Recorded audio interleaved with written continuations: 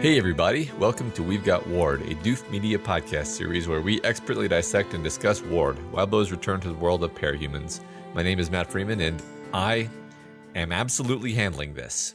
And my name's Scott Daly, and I believe you. Wink. Did you just say wink?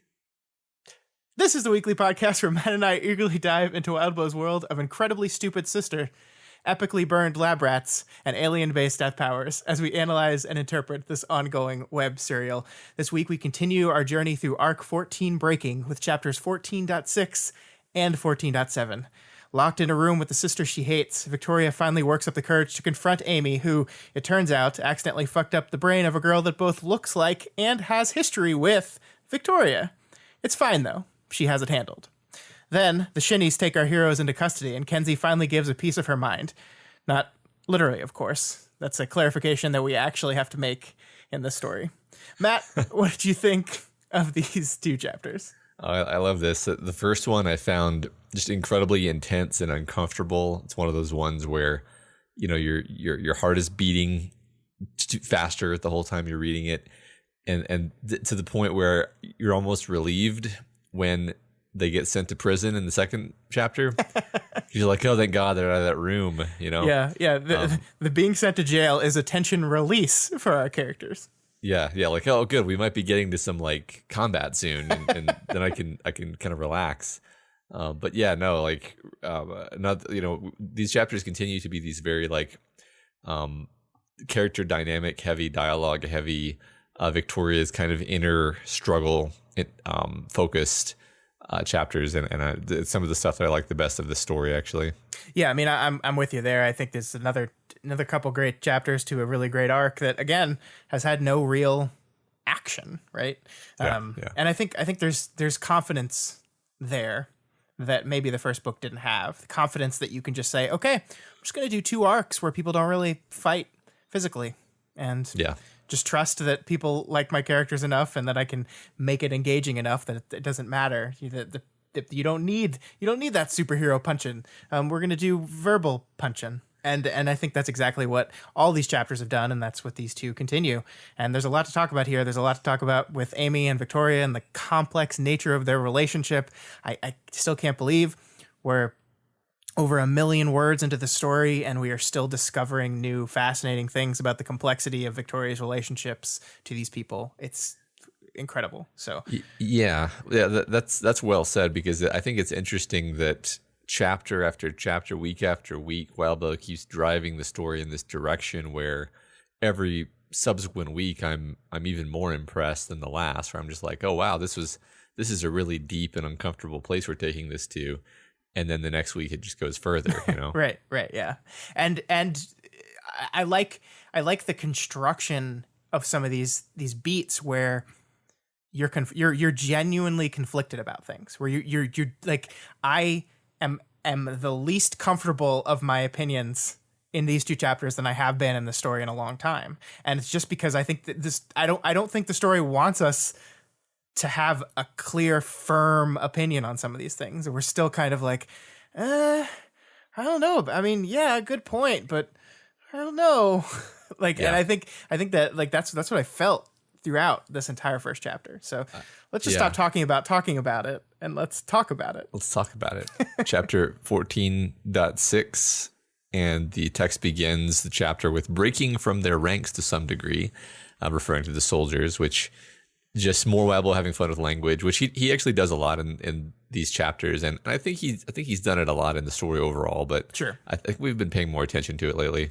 Yeah, I mean, I think it is fun. It is fun with language, and you can tell the author's having a good time doing these things. And then the thing I like about it is taking this to a more serious level, though. I think these kind of one-off references like force you, the reader, to consider the arc title a little bit more. Of course, you and I always do that because we're obsessive, but like I just think like the casual reader, when this word breaking keeps coming up within chapters within the arc breaking, it kind of maybe subconsciously makes you go, oh, there's that word again. Like, so let's think about what that means. I mean, like earlier in this arc, everyone was strained under the whole teacher thing and people were cracking and starting to break. And now we've kind of zoomed in a little and Victoria's breaking under the strain of the situation. Amy could be breaking as well, or is she broken already? Hunter, the question is, the person she did this to, Hunter, is she broken? These are the questions the book is asking, and we're reminding people of that central arc title through fun with language in the chapter itself. Yeah, our hero is going to have to break out of prison. Is Victoria Breaking Bad? All kinds of questions. Yep. And yeah, I love that Wild Blue takes these words that obviously you know somewhere in your brain that they have multiple meanings, but he just makes sure to emphasize every possible meaning that they could have. Yeah, and I think we only scratched the surface with all the implications of that word in this situation. Yeah. So Victoria keeps track of this tense, fragile dynamic in the room behind her. She kind of still has the room to her back. You basically, in this chapter, you've got this powder keg of personalities in a tight space and surrounded by guards who are being a little bit too handsy with their firearms. Yeah, I think you kind of drew attention to the powder kegginess of the situation for us perfectly last week when you just said, oh, just throw Mama Mathers in here and it would be the perfect thing. But I do like that the book takes time to like kind of cue us back into this tension mindset. One thing we haven't talked about a lot throughout this book so far is just this idea that because of its serialized nature, one of the things each chapter has to do is kind of do a little mini game of last time on Avatar type thing, right? Where they just like at the very least, it's going to be 3 days between chapters for people right now as the book comes out, because that's the way. So we have to do these little mini moments of, okay, let's catch people up, not just on what's happening, but we need to reset the tone, right? We need to reset how we should feel emotionally about what's happening here. And I really think this opening couple of paragraphs as Victoria looks around the room and paints a picture for us of the situation again, that's what that's doing. It is resetting how we should feel right now. So we're just like, oh yeah, I remember three days ago I felt stressed out as hell. Now, thanks for reminding me about that. And like, I love this moment here where it says, so often there was a measured reaching out, a safe topic broached, and then the conversation would continue until Chris said something or someone said something a little too biting. So it's perfectly paints this picture of this awkward kind of silence where every once in a while someone starts talking about something and it's like, okay, that's safe. And then everyone starts talking and maybe the tension's just released a little bit until one person goes too far and then it's ratcheted up again and then everyone kind of silence. I like that you drew out that line too, because it emphasizes Chris as being like he sticks out like a sore thumb in that sentence, right? It's like everything Chris says is a problem. And then sometimes other people will say things that are also a problem. Yeah. And it kind of primes your attention to be focused on Chris, because he is throughout this chapter. I don't want to call him like a direct focus, because Victoria is not directly focused on him so much, but he is like what's going on with Chris is more foregrounded in this chapter than it is in like the last chapter, I would say. Yeah, and I think that continues into the next chapter, into chapter 7. Chris becomes foregrounded. That, I mean, as much as that chapter is about Victoria and Amy's continuing stuff, it is very much a chapter about Chris. True. I think he would be the main idea of that chapter as a whole. Yeah, and also I like what you said about Wabo having to kind of reintroduce us into the world at the beginning of every chapter, and he has to walk this line where, yes, he has to do that, but also he has to make it so that his book is readable in a binge fashion, which all of them really are. Like, that's kind of what's interesting, is that he is always doing this with his stories, but when you're binging through them, you don't really perceive the beginning of each chapter as being last time on Avatar. Yeah. Like it is serving that purpose, but it's not. It doesn't stick out like a sore thumb. I think it's just he's just continually crafting and like doubling down on the atmosphere. It reminds me of someone at one point compared writing to a hypnotic induction, like where you're sort of bringing the person into this world that you're creating through crafting it with very specific statements. And I feel like the beginning of every chapter is almost its own little hypnotic induction. Yeah, I like that. I like that a lot. It reminds me of reading Harry Potter in a reverse way, because one thing that I think those books do very clearly at the beginning of them is like the first chapter of a new Harry Potter novel says, this is Harry Potter. He like it reintroduces you to the entire world to the point where anyone who's read those books for a while is like, yeah, okay, I know who Ron is. You don't have to tell me who Ron is. And I think these stories do that in a much like more hidden way, and it's different. I know it's different. The audiences are different. Filling people in on tones and emotions chapter to chapter versus the release of one book years later from another is different. But I do think I do think it does not stick out at me as much in this story at all. Yeah, I agree. And in fact, I mean, when you point it out, I agree that you're right, but I don't think I ever like saw it that way until you pointed it out. So that's cool. Mm-hmm. So Victoria then gives Marquis and Amy kind of a once-over, noting that they look very similar to each other and that they're both wearing like red and black kind of fine clothing. Amy has a heart-shaped red and gold brooch. The Red Queen is actually hearts themed, like that's why she's red. So Amy's not exactly downplaying that title. Is she though, Matt? See, so okay, first of all, there's this confusion between the Red Queen and the Queen of Hearts that exists everywhere, right? Okay, those are two different characters. Are they? Yes. The Queen of Hearts is a character from Alice in Wonderland. The Red Queen is a character from Alice Through the Looking Glass. The Red Queen is chess related. The Queen of Hearts is cards related.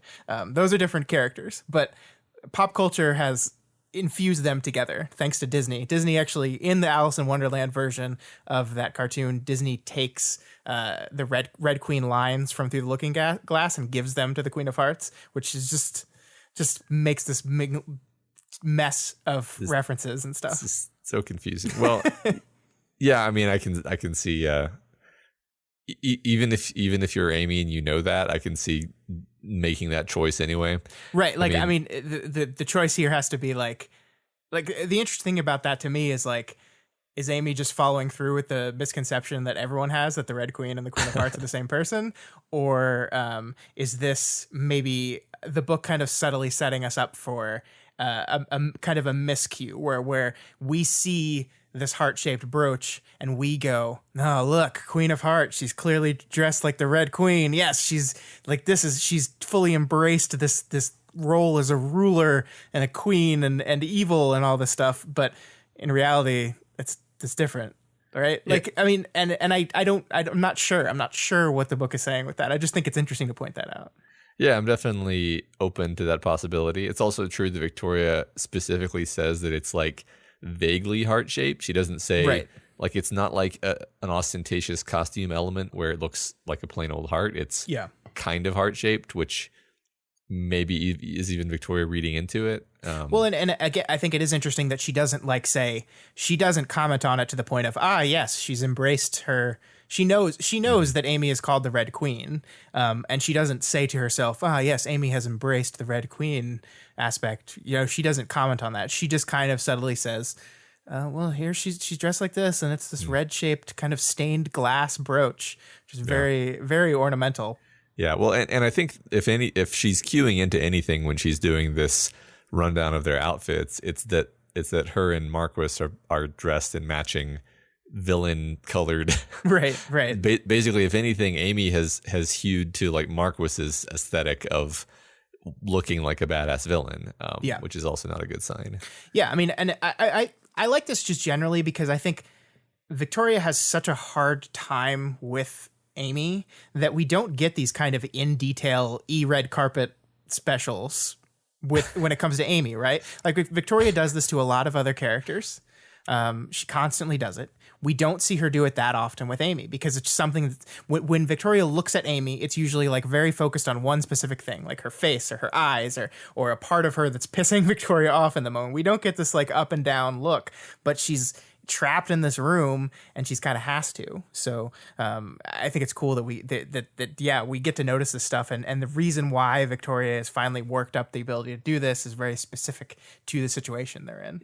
Yeah, and we really do work up to it because she kind of keeps like seeing Amy in the corner of her eye and having like a startled reflex. Yeah. And that like after that happens, I don't know, at least once, maybe more than once, she's like, okay, this isn't going to get any better. And then she turns and actually looks at her directly. Yeah. There's moments throughout the chapter where she's like desperately like looking for something to look at. And everywhere she looks, there's implications. If she's staring at Miss Militia too often, she gets worried. If she's staring at her teammates too often, they're going to get worried about her. If she stares at the guards too much, they're going to get angry. She's just stuck, and it's like the only where I can look that's safe is Amy, which is insane. But I mean, I think that helps kind of build up the claustrophobia of the room that they're in. Totally.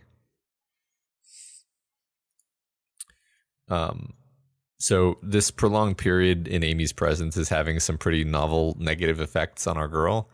So like we just said, she's forcing herself to look at Amy, but it's not at all cleansing or liberating that she's making herself do this. It's not a moment of empowerment. It actually makes her feel like she's doing permanent damage to herself.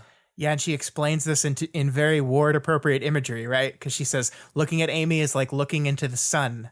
Once again, taking the concept of this star, but focusing only on the negative aspects of it. It's not bright. It's noxious. It doesn't give life. It destroys Victoria. It's taking the concept of light and focusing on the negative side of it. And that's just been a through line, throughout our story so far. And I just love that we keep going back to it. Yeah, that's really cool. I mean, it's weird how I at least have like danced around ever saying anything with certainty about what Wildbow's been doing with this light imagery and color imagery. But I think that one thing that he is doing is he's having fun frequently inverting the typical associations of things. Like you just said, very often light is not Gandalf showing up, to save everyone with light. It's the burning, the blinding, the confusing, the distracting, basically everything bad you can think of having to do with light. Yeah. It's a lot of fun, right? I think, and we've seen that with some of the other symbols he's used. We talked about it with water as well. This idea that kind of inverting the meanings of things. And I'm like I said last time we talked about this, like I keep bringing it up because I keep wanting to see where it's going to go. Yeah, me too. There is a beat that I want to focus on with you for a bit here, because we see as Victoria is giving Amy the up and down kind of inspection, we have this moment where she notices that she's wearing an ankle length skirt, and she says ankle length because she'd never liked short skirts or pants that hugged the leg, self-conscious about the shape of her legs despite the fact that they'd been fine. Even now, past the end of the world, little things held true. And I love this because one of the delicious complexities of this relationship is this push and pull internally with Victoria to see Amy as nothing but a monster, but then to see the human side of Amy. And look, I'm not here to defend Amy. I'm not going to do that. It is not our job to sit through this book and go through all the extenuating circumstances and the context around what Amy did to Victoria. We're not going to talk about what stress did to her. We're not going to talk about shard fuckery and all that stuff. There's plenty of people doing that already on the subreddit and elsewhere, but I don't think that is what this book is about. This book is not about what Amy did to Victoria. This book is about living with the consequences of those actions and what both of these characters choose to do next. And with that in mind, I love these little moments, these little bits where Amy is described on a level as still that scared, insecure, unsure girl. Like she's the Red Queen, right? She's in this cool Red Queen costume, and she's got the stained glass heart-shaped brooch on, and she's embraced this villainy. But there's little bits and pieces where you go, oh, that's still just Amy there, right? And I love that. I love that complexity. And I'm not like, I'm gonna go on an Amy rant by the end of this episode. Don't you worry. It's like 2 pages long. It's insane. But I like that the book is willing to do this, is willing to let these things show up as well, and it's not afraid to add complexity to this encounter in a way that makes you kind of unsteady in how you feel about it sometimes. Yeah, sure. I mean, I also really appreciate that this is recognizable as the same Amy that we met in the beginning of Worm, where I mean, she has all of this power now, but if anything, the power has just exacerbated all of the worst issues that she had in the past, and not really given her any strength or self-assurance or anything to make up for it. And yeah, as this conversation goes on, we'll see she's doing the same things, right? She's in the same place. In fact, you could draw some parallels between her and Chris in this situation, where they're two characters who they kind of have, well, I'm not going to say they have everything they're after, because I don't think Amy does have everything she's after, but they're definitely in a better place than they have been according to their own stated desires. But they're like spiraling, both of them. Yeah. So as Victoria is staring at Amy, the text goes into this very interesting series of paragraphs where basically it starts out with Victoria remembering her third time with Dean sexually, when they had like figured each other out, and in Victoria's words, they made love for the first time. And it's this, this beautiful experience for her, very meaningful to her. And then she tells Amy about it, and Amy just kind of tried to crap all over it and talk about how they weren't really going to make it, and they're just kids. And I like this line in particular. When he'd been given the unique ability to resolve conflicts by laser punching people with emotion and reading their feelings, I'd been handed the conflict resolution ability of breaking people, which I love as a sentence, and it's only belatedly that I realize that it has the word breaking in it. Yeah.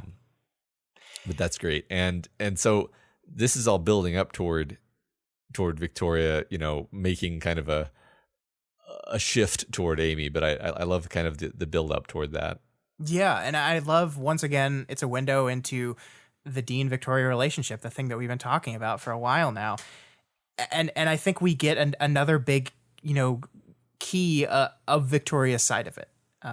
Her love for Dean was this very unique thing in her life. A thing so powerful that it became the thing by which she defined love, right? Like the third time, the two of them together, and the moments after it became this idea, this definition of love to her. And like, it's so quintessentially teenage. Like like reading these sentences brought me back to being a teenager and the way you experience these emotions as a kid, when you're like, these are the most powerful things I've ever felt in my entire life. Nothing else will ever compare to it. I'm going to be comparing everything to it forever.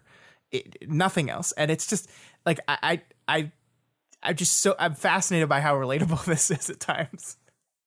Yeah, right. And I mean, it's relatable, and also there's like the fact that we're adults and just kind of able to see it as charming and not entirely accurate, especially because this is her first and only relationship, followed by a lot of weird trauma and isolation. Yeah, I mean, it is they like create almost a Romeo and Juliet narrative around it, right? His parents don't love him. My parents don't love me. But we love each other, and we have this pure love, and our powers are immune to each other. We're the only people who are immune to each other's powers. Not the only people, but you get what I mean, right? It's like it's this narrative construction that is very adorable and charming from the perspective of an adult, but the perspective of a teenager, it feels so real. It feels like the most real, true thing ever. And Amy's reaction here, not great. Not great. And we know she has a vested interest in Dean and Victoria not being a thing, right? She has very complicated feelings towards her sister, and that's kind of forcing her hand in ways or motivating her in not exactly pure ways. But sorry, go ahead. I mean, it's interesting to consider, I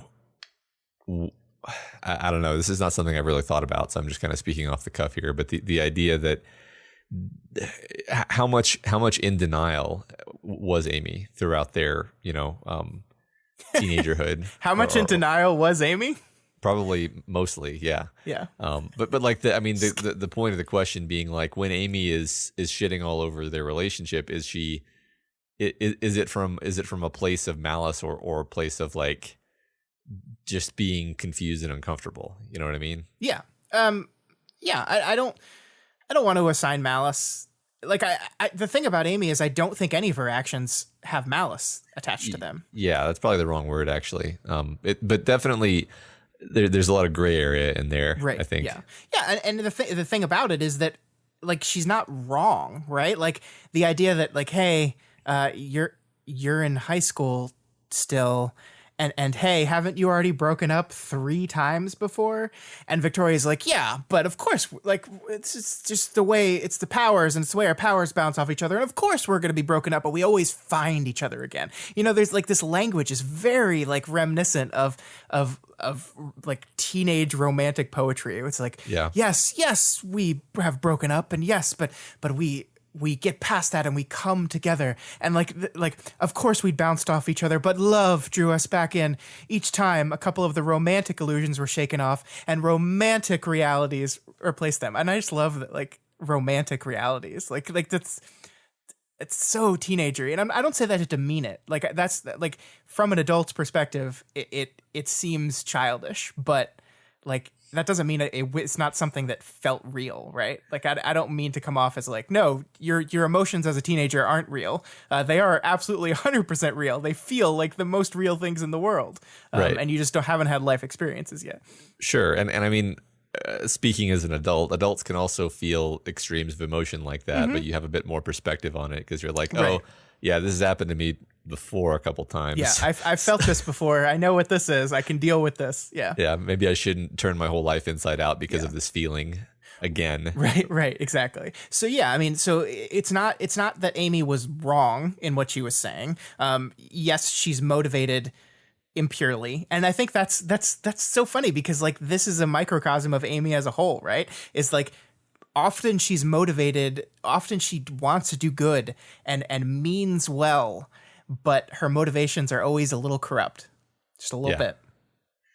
Yeah, I think so, and I agree with you. Like, I don't think our purpose here is to like deconstruct Victoria's love for Dean to the point where it becomes self-parody. It's more like we're just recognizing like, hey, this is really good like writing. Like I was actually just fully sucked into her perspective and was like, oh, what a beautiful romance. And then like and then like you're able to step back from it and be like, yeah, I mean, that's the way she sees it, and that's fine. That's cool. And I mean, again, it was real to her.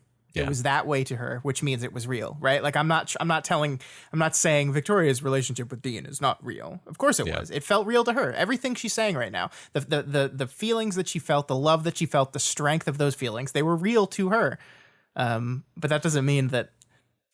Yeah, I mean, it doesn't mean that like this is the most important defining relationship of your life, just because of that.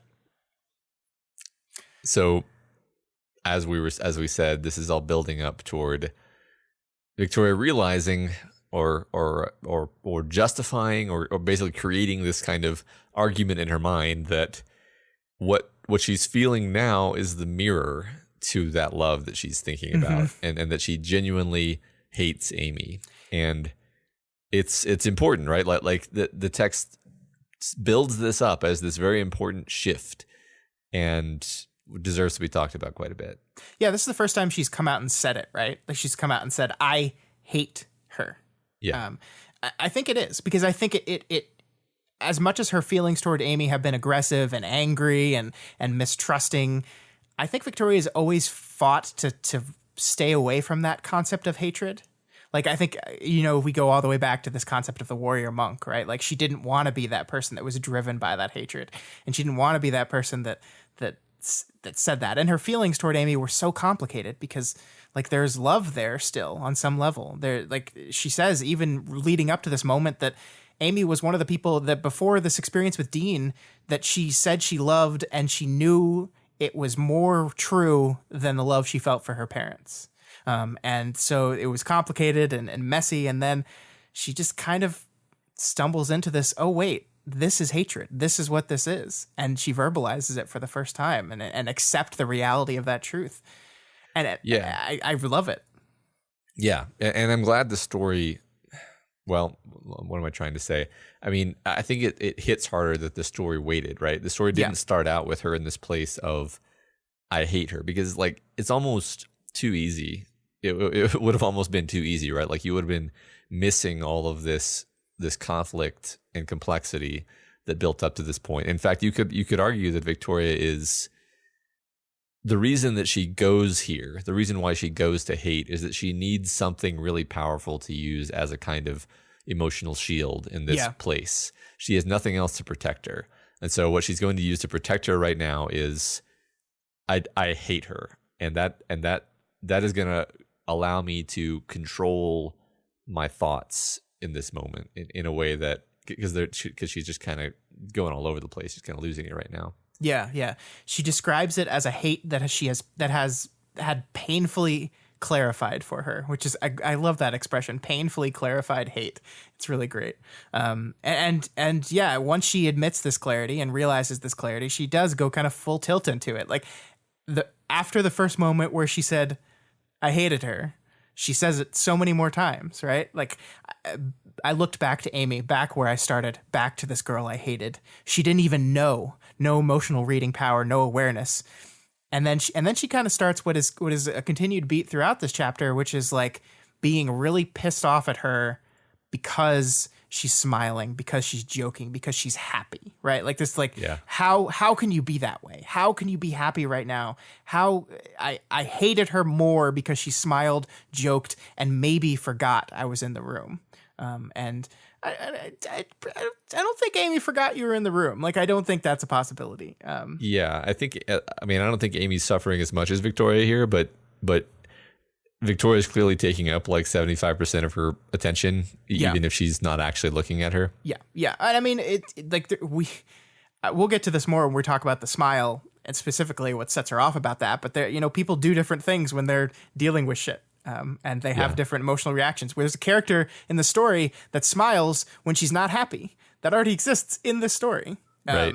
And so I do think, like, I think we're going to talk a lot about the idea of point of view bias and narrative bias in this part of the story. But I think I think as much as we're going to talk about that, one thing is clear is that the second Victoria gets into this mode of I hate her, then everything goes through that lens, right? Everything Amy's doing goes through the lens of it's just adding to my hatred of her. And that's the thing, like, I don't know if I've said it in these words, but like hating someone is an incredibly toxic, horrible thing to do to your own mind. Yeah. Because it basically, it's almost literally poisonous in the way that it manages to make everything the worst it could possibly be and screen off any potential, like, you seeing a different way of looking at the situation. Yeah. It's an ultimately black and white way of seeing the situation and the person, where it's very hard to find the road back from that, from a real honest to goodness hate. Yeah, I agree. Yeah.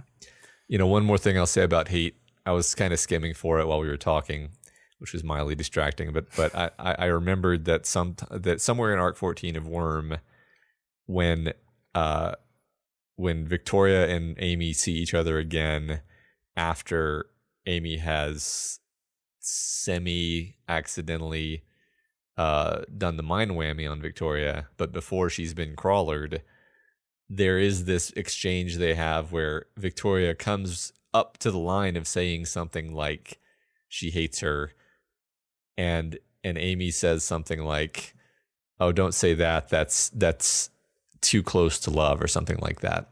I wish I could find the exact quote, but it's interesting that this has kind of been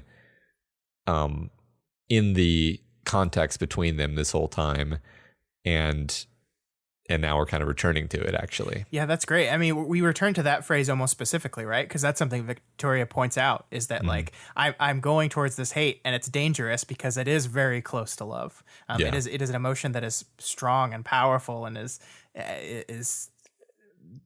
different side of the same coin type of thing. And she admits that. So yeah, I think that's a great through line from Worm to here. Like, I love that these characters, that this issue between these characters has been going throughout both these stories. And we'll talk about that again in a bit. Yeah. Yeah. So now, Chris is in the background, continually being over the top antagonistic, even by Chris standards. So just pointing that out, that continues to be the case. Yeah, and I think we'll have a lot more to say about Chris in the next chapter. But this, I think, was the moment for me when that over-the-top nature of that antagonism really started like sticking out to me, to a point where I'm like, okay, like no one is like this unless they're like compensating for something. Yeah, right. Yeah, like we kind of know Chris. I mean, we know Chris pretty well. We know that if he's he's not missing a single opportunity to be an asshole, and he's going for like cutting remarks, unnecessarily cutting remarks, like not even just like, it's funny, it's funny to be an edgelord, but he's not trying to be funny. He's just trying to hurt people, and like you said, that's going to continue. Yeah. So Victoria tries to start a conversation about what Miss Militia is doing in order to distract herself from her brooding. And Marquis says that he thinks Miss Militia is attempting the rough equivalent of a filibuster, according to the Sheenian rules of formal debate. Basically, she's taking the center and then she's not backing down. Yeah, I really like this whole interaction, because I think one of the reason this interaction starts is Victoria is like desperately looking for a method to distract herself from Amy at this point. Like, we had this, she's looking around, she looks at Amy, and she's like, I need a distraction. Oh, yes, let's have a debate about this. And she kind of dives right into it. And like the convo leads to like more Carol Marquis antagonism, which is always wonderful. Where they just like start disagreeing with each other on principle. Like Marquis says it's a filibuster, and then Carol goes, no, it's more of a PhD defense. And then Marquis is like, I agree completely. Yeah. Carol is now pissed off because he's just agreeing with her. This is like my favorite Carol moment. Like, it's like she just shoots him a look. It's like, no, I said this to specifically disagree with you. You can't just say you agree with me now. Yeah. No, it's great. Because she hates that keeps ending up on his side, right? Yeah, she can't stand that. It's perfect. And like, I wonder if Marquis like actually agrees, or he's just playing the fuck with you type of game. Because I think that's one thing we don't see here is, presumably for the past couple weeks, they've been in pretty close quarters interacting with each other constantly, right? So there's there was a natural level of antagonism between them that always existed, but now they've been forced to hang out with each other constantly for a little bit. So we're kind of seeing the tail end of that antagonism in a really realistic way, I think. Yeah. I mean, it's interesting because everyone is being on their best behavior. Everyone is actually doing pretty well, but there's just this simmering resentment under the surface. Yeah. So Victoria and Carol then do this extremely cool attempted code talk through, like, first Victoria is like, yeah, we might want to share some more stories, where she kind of wants Carol to like hint at what the situation is, and Carol kind of subtly is like, no, that's not going to work, but she instead taps out Morse code for basically escape onto her daughter's shoulder. I mean, you think it's escape, Matt. It's just ESC. It could just be like escrow. She could be just very worried about the house she purchased just prior to getting injured. Yeah, like, are you keeping up with those mortgage payments, Vicky? Because we're not, in that dimension right now. Exactly. Yeah. Did you put the Escalade in the garage so the engine block doesn't freeze during the winter? Have you tried the Shin Escargot yet? It's delightful. Like, this could be all this stuff. Yeah, I'm starting to become really doubtful of my interpretation. Yeah, what gets me about this stuff, though, that I love about this scene in particular, is despite the communication issues between Victoria and her mother, where they clearly like don't understand each other at all, right? Like as human beings, as mother and daughter, they do not get each other, but as capes, they're like the most in sync people in the world. Because like Carol gets what Victoria means immediately. Victoria realizes what Carol is doing with the Morse code almost immediately. We've seen Victoria in the past have communication issues with her team before, specifically Tristan, right? There was that whole funny thing where Tristan's making arm signals and she's just like, what? Right. There's no such issue here. And I just think this is fascinating because like if Carol were just like not Vicky's mom, they'd be an awesome combination in cape fighting. They're just like so in sync with each other. Yeah.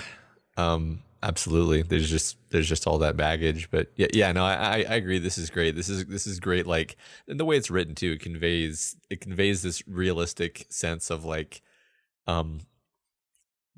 trying a couple of different ways of communicating and it not quite working and then settling on one. It's really cool. Yeah. And I mean, I think to me, it shows Carol's priority in her raising of Victoria was being a good cape. So their relationship as mother and daughter is in shambles, but their relationship as teammates on a cape team is excellent. Yeah. And I mean, that makes perfect sense. You know, this is just a random thought, but I wonder if like the concept of the warrior monk isn't something where if Victoria actually said it out loud, Carol would just be like, "Oh yeah, that's also what I'm going for," because like it's just such a like it's just such a the kind of thing that is subconsciously, you know, shared. I love that. I love that so much. Yeah, I don't know. Just I wouldn't be surprised if Carol was because that's kind of the way Carol behaves too, right? She's trying to be a badass warrior, but she's trying to control herself. Both of those are high priorities for her. Yeah, I agree. So the group vents about how frustrating it is that Miss Militia is giving her all here and that nobody back home is ever going to hear about it or appreciate it. Instead, they'll continue blaming all parahumans for all the problems caused by the worst of them. Amy then helpfully suggests that she also deserves a ton of credit for warping the minds of 150 dangerous parahumans, which... So that's a whole ginormous can of worms to open in the first place, as like its own discussion. And it's also a terrible thing to say in this particular gathering of these particular people. It's just so stupid. Oh my God. Like, she's just the dumbest idiot in the world, like all over the place. And like, and the thing that I like about it is just like all the other situations in which Amy's dumb, her motivation here is on the surface a good one. Like her decision to come to Shin, her decision to come here and do these things was to prove that she's better, to prove that she was going to help people and not make the same mistakes. And with that in mind, like it makes sense for at the first available opportunity, you demonstrate exactly how you've done that. Look at these 150 people. They're better now. I used my power and I did that and they're better now. Look how good I am. But she's still not getting it. She's still like, how many times have we had this conversation where we're just like, Amy, how do you not understand why saying that or doing that around Victoria would not be a good idea? Yeah. Read the room, buffer your statement for a second before you say it, you know, because again, like it's not unambiguously bad that she's used her power to quote unquote rehabilitate. Right. And I kind of want to talk dangerous parahumans. I kind of want to talk to you about that after this conversation. Yeah. Because that's a whole different conversation and it's very interesting and it actually made me very conflicted. But it's the dumbest thing to say in this situation. Right. Yeah, absolutely. It's like, don't worry, guys. I used my powers on their brains. Yeah. See, Victoria? See? Remember Kefri, everyone? Oh my God. Yeah, so let's talk about that a little. Let's talk about actually just like independent of how stupid Amy is. Let's talk about what maybe the book's trying to say about that decision and specifically, because we broached this topic when Carol first brought up the idea and she was just like, sounds great to me. And Ashley argues against this. Ashley says that's not rehabilitation. But the book doesn't really offer a defense to Ashley's side of the argument, right? Like the topic moves on before like this argument goes on. But I think having Ashley be the one to say it is like specifically done for, like, if Victoria said it, if Victoria says that's not rehabilitation, I think that has a certain implication. If Ashley says it, I think that has another serious different kind of implication, and maybe like gives you a window into maybe what the book is trying to say about how it feels about messing with people's brains via powers as rehabilitation. Mm-hmm. Yeah, well, see, and I don't think the book is trying to actually put forth any particular answer as to whether or not this is real, so much as to force you to ask that question yourself. And I found myself very stuck on it actually, because I guess maybe I get stuck in a weird place where I'm actually thinking about the fact that like Amy's shard is a malicious genie in the sense of, you know, the classic, like you wish for the thing, like Will Smith. I got you. Like Will Smith. It's going to give you the thing, but it's going to give you the thing in a way that actually makes everything worse. And so like it's similar to like if you know, like let's say that if an actual doctor says like, oh yeah, we have a medical thing that will make you recover from your mental illness, you're going to want to know what it is. Like, is it electroshock therapy? Is it you know, some intensive medical treatment? Is it therapy? Like it actually matters what the process that gets you to the end point is, what it looks like, and why you're better on the other side of it. Yeah. And elective electroshock therapy is a valid treatment for certain mental issues, right? But you want to know if that's what you're getting into. Sure. And just saying like, I'd fix their brain with my power is like it's like a complete black box, and that for some reason is a sticking point for me.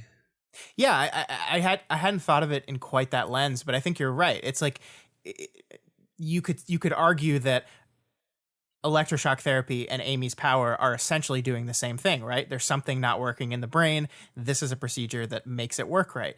But one, we know specifically what that thing is. What specifically Amy's going to be doing in there to fix that thing is really a lot more nebulous, to a point where how can you truly consent to the operation or the procedure without... I like that. I like that lens on it. Yeah, and I guess maybe part of it, maybe the crux of it for me is like, if you don't really understand the process of your own recovery, then maybe that's one of the things that makes it not really recovery. I don't know. I'm also a person who's never terribly interested in making sure that I know the definition of a word, because it's just a word. But it definitely it poked at my like intuitions about what recovery means, and I thought it was a really interesting rabbit hole to go down. Right, and I mean, there's so many different parallels you can make, but I don't think they're all quite this. Like, you could argue that medication is just changing your brain to make it work better, right? Like it's to fix the thing that your brain's not doing correctly. That's so to use yet another intuition pump. If somebody says, here, we're going to put you on these pills that are going to make your brain work better, then you can just say, okay, let me look at the statistics and see how this has worked on the other 100,000 people that you've tried these on. Right. Whereas with Amy, it's, I'm tempted to say a sample size of one, because even the last person she did her work on was their own special case in some way. Yeah. So you can't really know what you're getting into. Sure. And there's also the idea of what we're talking about are trained, licensed medical professionals, and Amy's a traumatized little girl on a foreign planet. And we don't know the specifics of how this was negotiated, right? Like, did they consent to this? Was the consent implicit or not? Right. Yeah, I thought that was really interesting, because I'm not entirely sure. Like, we don't know any of the context, really. Right. I think it's intentional that we don't. I think Amy is really good at just managing to not mention the things that make her look bad in general. Yeah. And so it may have not even been consensual. I don't actually know. Yeah.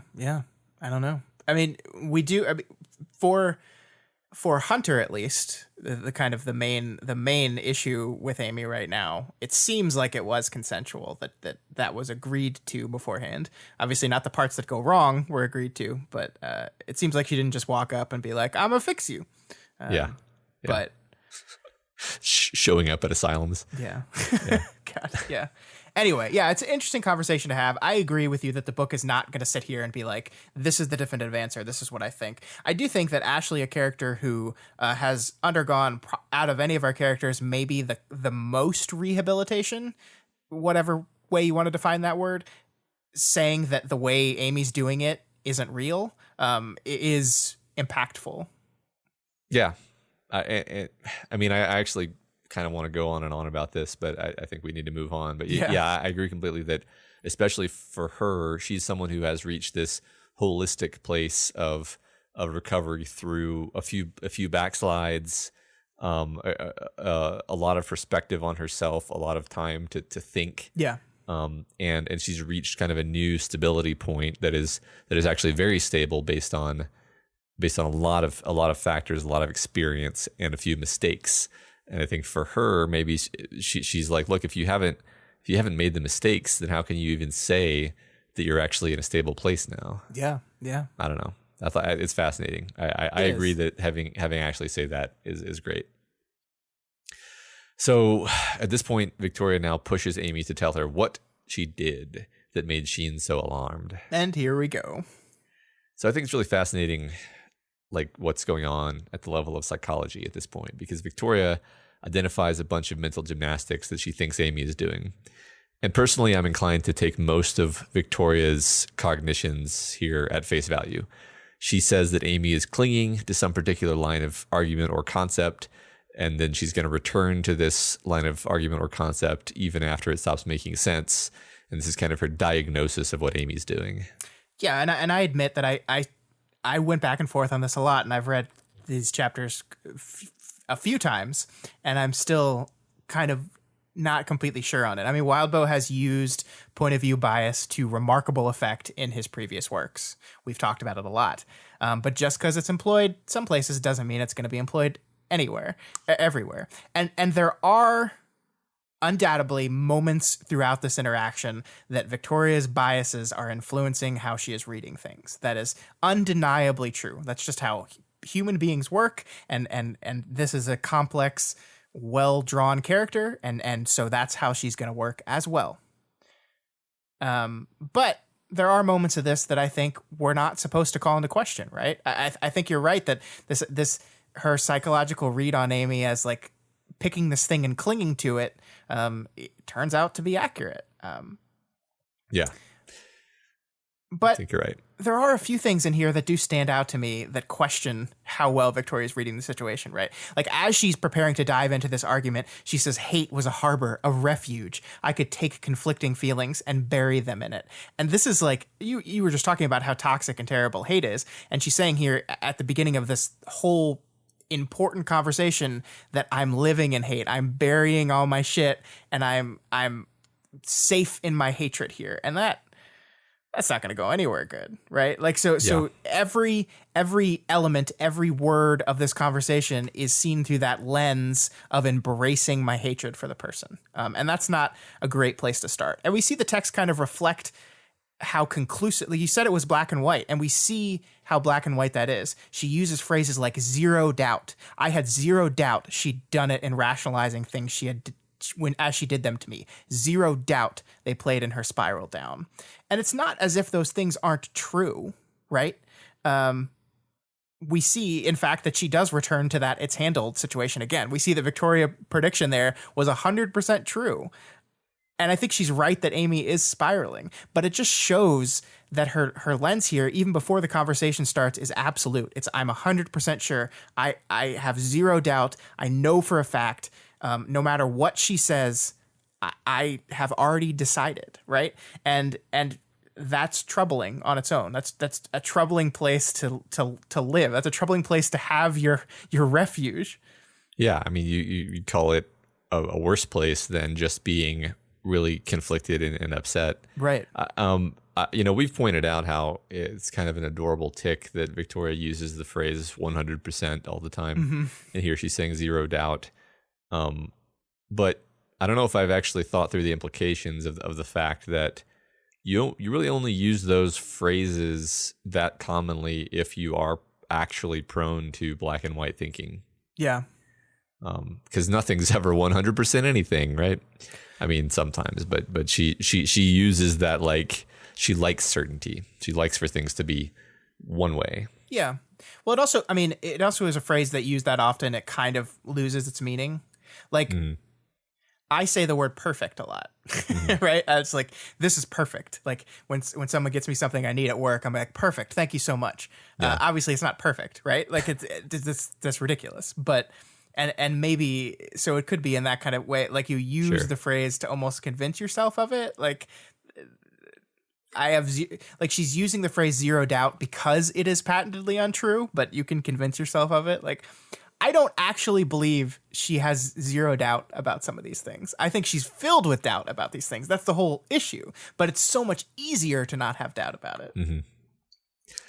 Yeah, I don't know. It's interesting. I think in this particular case, the fact that the text has her make this prediction, she says she would say it again, that she had it handled, and then she's right. She says it again. Yeah. And the text is basically saying, like, Victoria makes a prediction. The prediction is true. So Victoria's not, like, full of shit here. Like, it would be a whole different kind of interesting if Amy then never actually came back to that point. Yeah, but that's true. The text chooses not to do that. And therefore, I think the story is telling us, yeah, Victoria's got a good read on what's going on with Amy here. Yeah.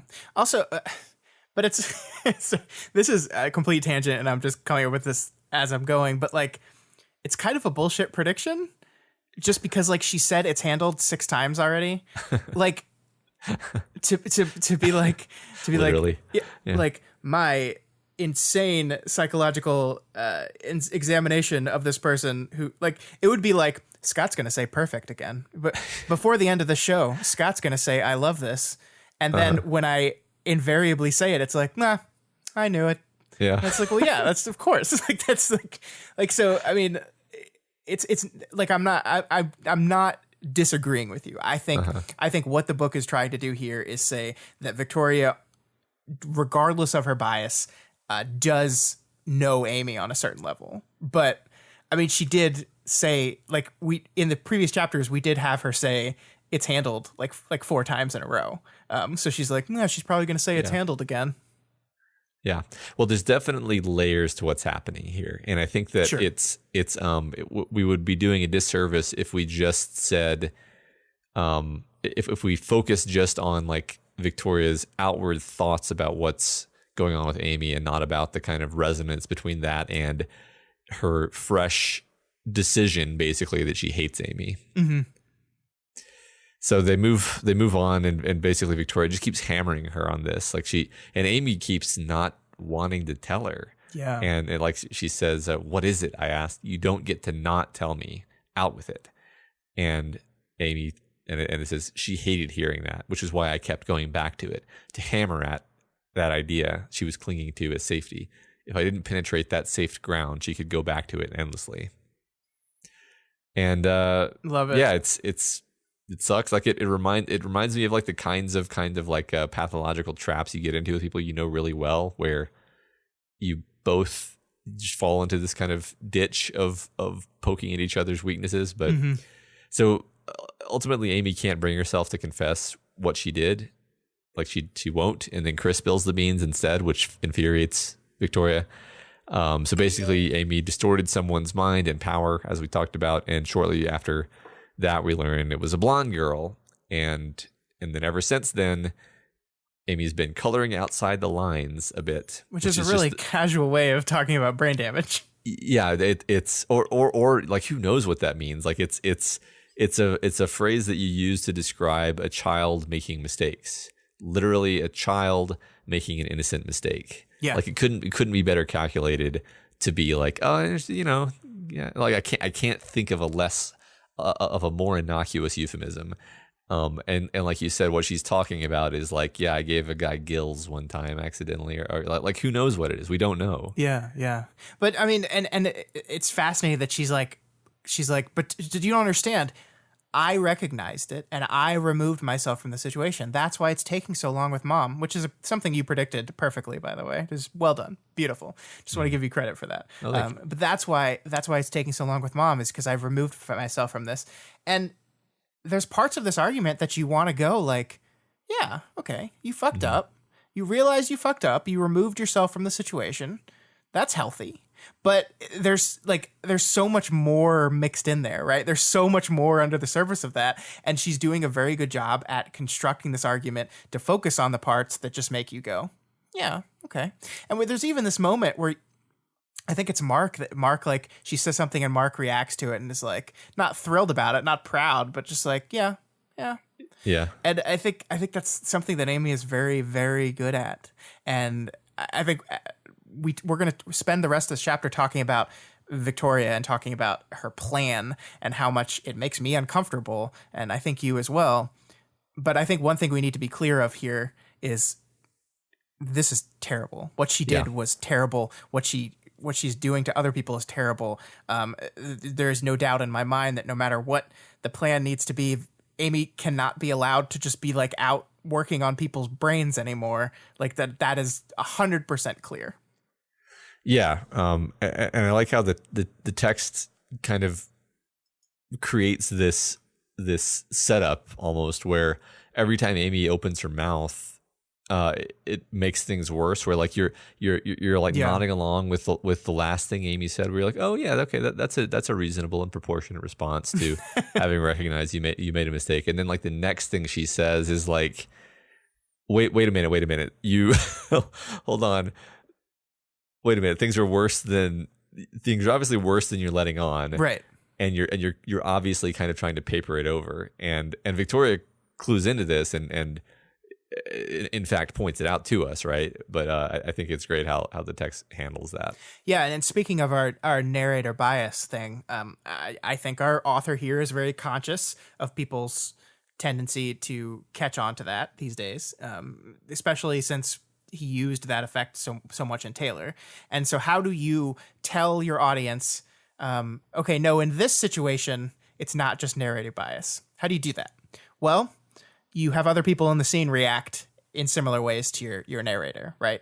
And that's what he does here. I stood in this long greenhouse, staring down its length at my ex-sister, and that image was a picture framed by my mom on my right, my dad sitting at the aisle to the left, Marquis and Chris near Amy. None of these people looked like they felt it was handled. And then we go to Sveta, who's not pulling on her ear, who's just looking horrified. Vista is freaking the fuck out and being like, thank God I didn't let you heal my scars. Nobody in this room is buying this. Nobody. But they're letting Victoria take the lead because Victoria started it and she is the one who is closest to it. But the text makes very clear to me that as much bias as Victoria has when it comes to Amy, she is absolutely spiraling. She absolutely does not have this handled. Yeah. And you almost wonder if the people who are closer to Amy, who kind of know what's going on, are they not saying anything because they're in like she's going to turn them into a Jack-in-the-Box situation? Do they know to be even more scared than Victoria is? That definitely occurred to me. I don't know though. Yeah. I mean, that's terrifying, but I mean, I look at some of them as just enablers. Like there's like Marquis is an enabler who's proud that he's enabled her. Carol is historically an enabler. Even Mark, I think it's in the next chapter, but Mark has lines of defense for Amy as they're being carried away to prison. And it's just like, damn. Yeah. Yeah. Is this language of ex-sister, is that new in this chapter? I don't think so. I think that's been used before, but I do think I like it, right? Yeah, yeah. So basically now we're to the point where we now have to focus a bit more on Victoria and how we're a little bit leery. So the text says, "Are you sure?" Sveta asked. I folded my arms, shifting my footing as I leaned back against the window. I exhaled slowly, trying to control my breathing. Yeah. So then she assumes that her team understands and supports her decision to put Amy in prison world. Right. Like from this, like for example, we talked about it, permanent solutions if we had to. He was in agreement. It was in the cards at the very least. This about Tristan apparently being in agreement that that this was a reasonable solution. This solution that she hasn't actually verbalized, by the way. Yeah, I mean, it's interesting, right? Because we have the teacher code, the teacher. So she says, I believe you. Like Amy says, I've got it handled. Victoria says, look into my eyes and say it to me. She does. Victoria says, I believe you. And she's lying. She doesn't believe her at all. Of course she doesn't believe her. She never would have believed her. Whether her eyes had twitched or not, she wouldn't have believed her. But in this case, I think she's right. But then she does the sign to her team, which is basically saying, I am lying. I do not believe her. But that is extrapolated out 1,000 degrees. Not only is it, I am lying, I do not believe her, but please agree with me. And if you agree with me, you are agreeing with my whole plan. Right. Like Yeah. every part of my plan, like my permanent solution plan, which the Tristan part is, it's not quite a rewrite of the conversation, but it's as close to a rewrite of the conversation as possible. Like, I mentioned that we might need to do a permanent solution. Tristan said he didn't feel comfortable with that. And therefore, when I make this symbol and do this thing, since he knows I was talking about permanent solution and he's agreeing to me now, it must mean he's okay with me going down this route. Because if he didn't agree with me, if he didn't agree with a permanent solution, he wouldn't have agreed with me here. And it's just like, that's a lot of logical leaps there. Yeah, there's a lot of if statements in there. That's if you agree with my plan that I haven't verbalized, say nothing. Good. Great, we're all on the same page. All right. Especially, like, Tristan is a very specific case here, too, because we just talked about it on this episode, but their communication issues have been a problem with them in the past. They have not been in sync with each other in the past. And now she's relying on this sync. And I mean, we'll learn more about her plan later, and it's not something that she's just going to, like, unilaterally execute on, right? So it's not like any of these people can ever voice their dissent to her now that they've agreed to her in this moment. But it just is a good idea of getting into her mindset about this and how utterly convinced she is that this is the right path, that she's reading into their interactions more than there is.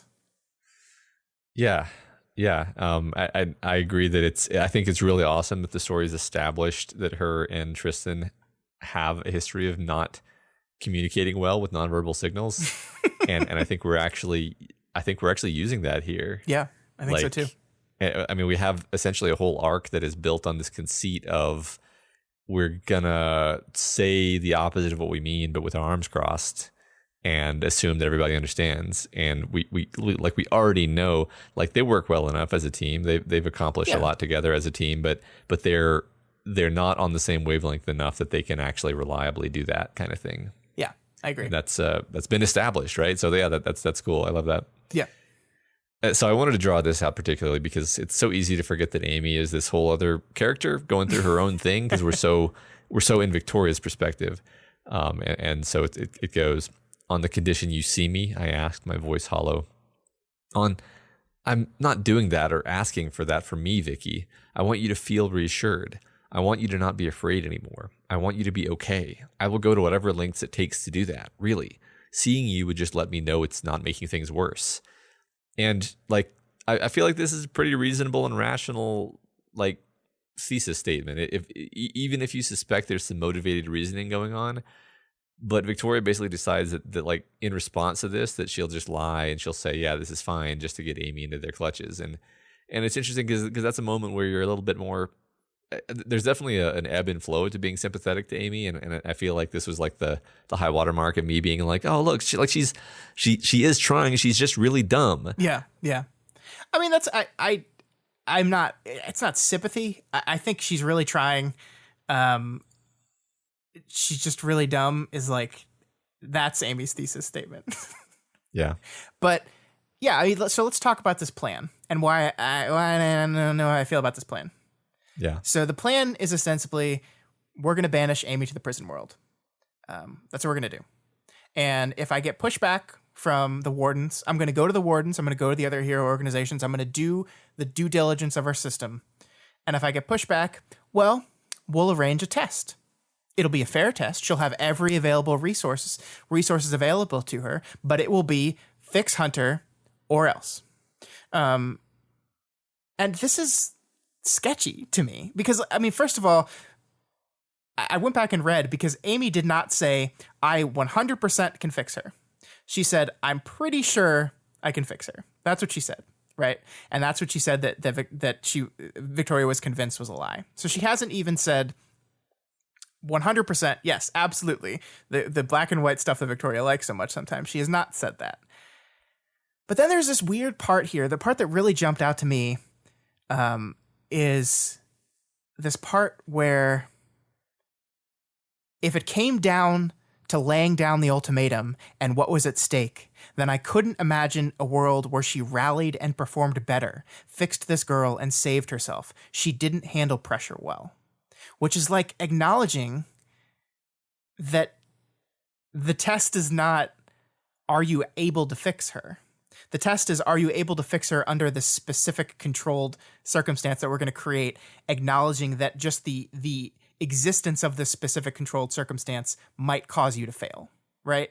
And that, it feels Rigged. schemy to me Yeah. in a way that makes me very uncomfortable. And again, I think Amy is spiraling. I think Amy needs help. I think Amy needs to be detained, yes, taken away from getting to work on people's brains, absolutely.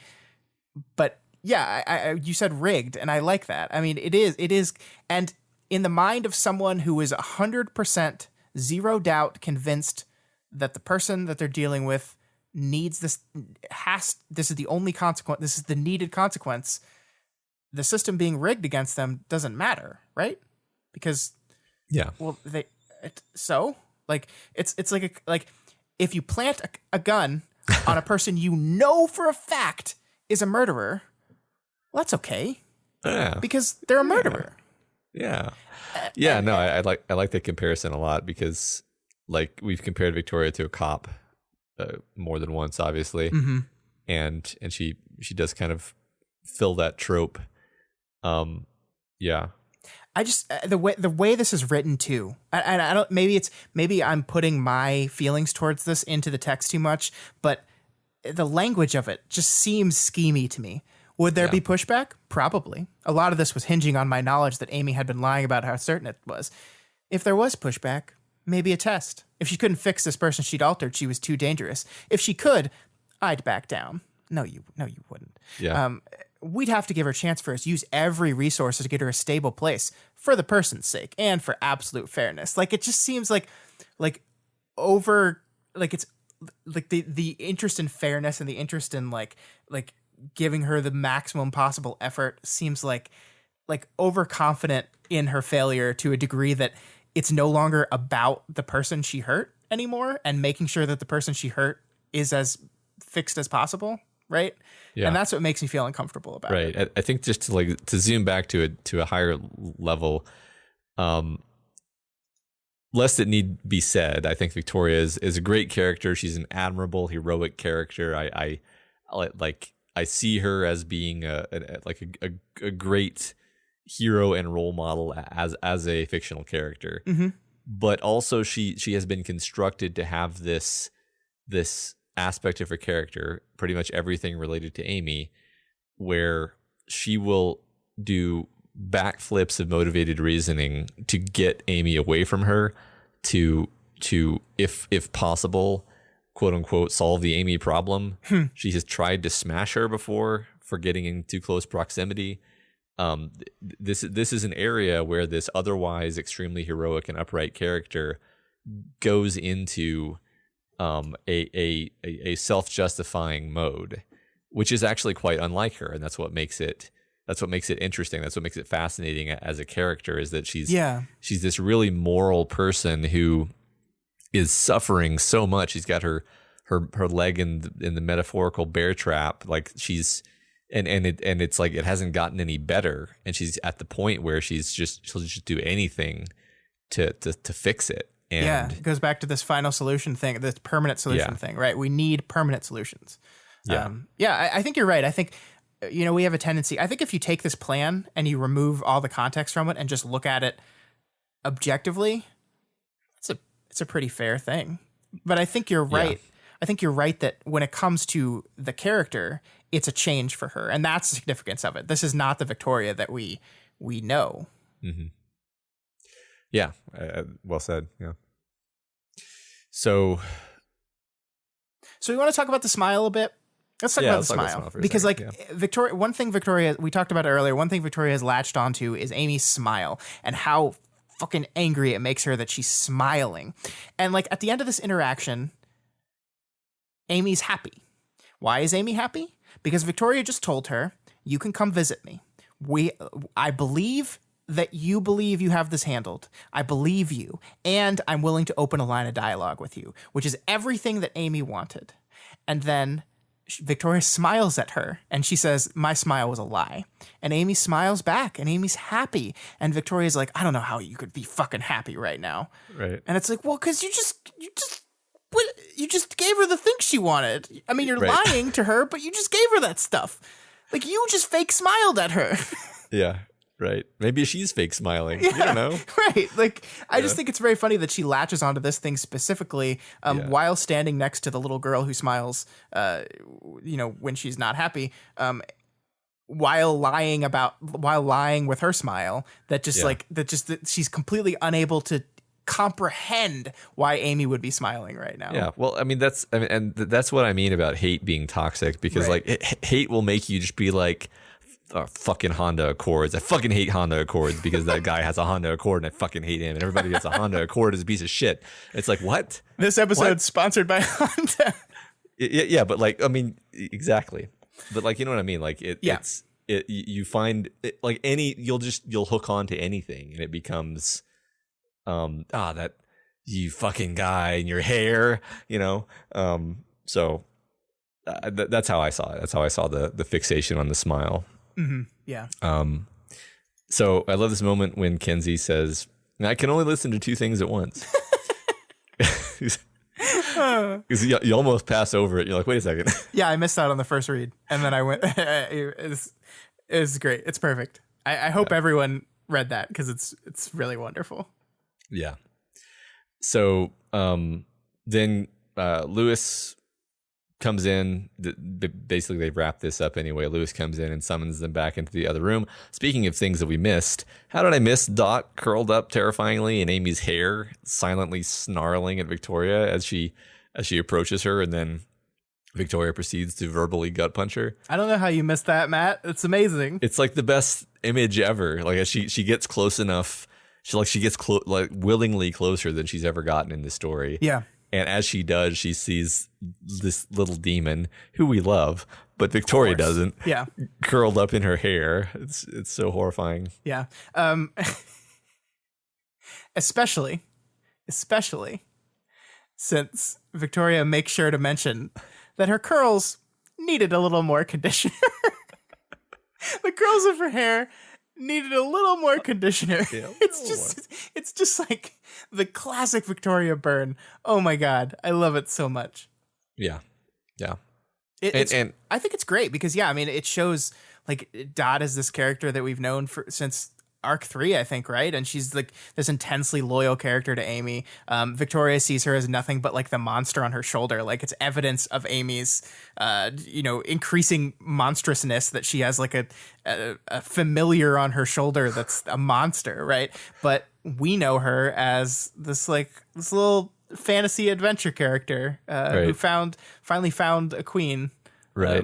That's a great point because to us, Amy is taking in this poor, unfortunate creature and caring for her. To Victoria, that's just her little imp. Yeah. Yeah, it's great.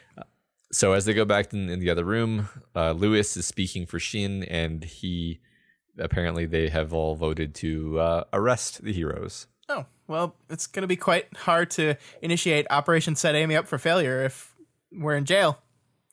Yeah, right. And that's and like you almost get the sense Victoria has been bailed out of having to go through with this terrible and perhaps self-destructive plan that she thought up. I hope so. Yeah. So we move on into 14.7. Hey, that took a while. Yeah, sure did. But it was. I mean, I'm not sad at all because that was a great chapter. It was a wonderful chapter. Loved it. So we begin with Chris's reaction, his inappropriate laughter and comments. And basically, he is a strong through line in this chapter. Yeah. Like we said at the start, as much as this chapter is about the ongoing Victoria and Amy conflict, it is equally as much about Chris. And this opening establishes that for us. And in a way, it comes to show us how these two characters kind of reflect each other in interesting ways. And that's something I want us to kind of circle back to as we get near the end of this chapter is the text through Kenzie concludes something about Chris. And I want to talk about how that relates to Amy. I mean, the text then makes a specific link to Amy in that, but it'd be fun to kind of explore that. Explore Shin as this place where you don't get better. You go to Shin, you don't get better. I like that. So there's a standoff element to the beginning of this chapter as the Capes decide if they're going to let this happen. Miss Militia doesn't say anything. She doesn't give any overt signal. So, I mean, presumably this is because the Sheenians will react badly if she has to tell them not to fight back, because this is all about posturing and appearances. Mm-hmm. But Victoria does have the presence of mind to say, we'll cooperate. And then after she says it, Miss Militia repeats it. Yeah, I really like this because up until this moment, our characters have at least felt that Miss Militia was there to guide them and maneuver around the complexities of this different language and this different culture and this different political situation. And then we come to this decisive moment and Miss Militia is silent. And we're just like, tell us what to do. Right. Tell us what to do.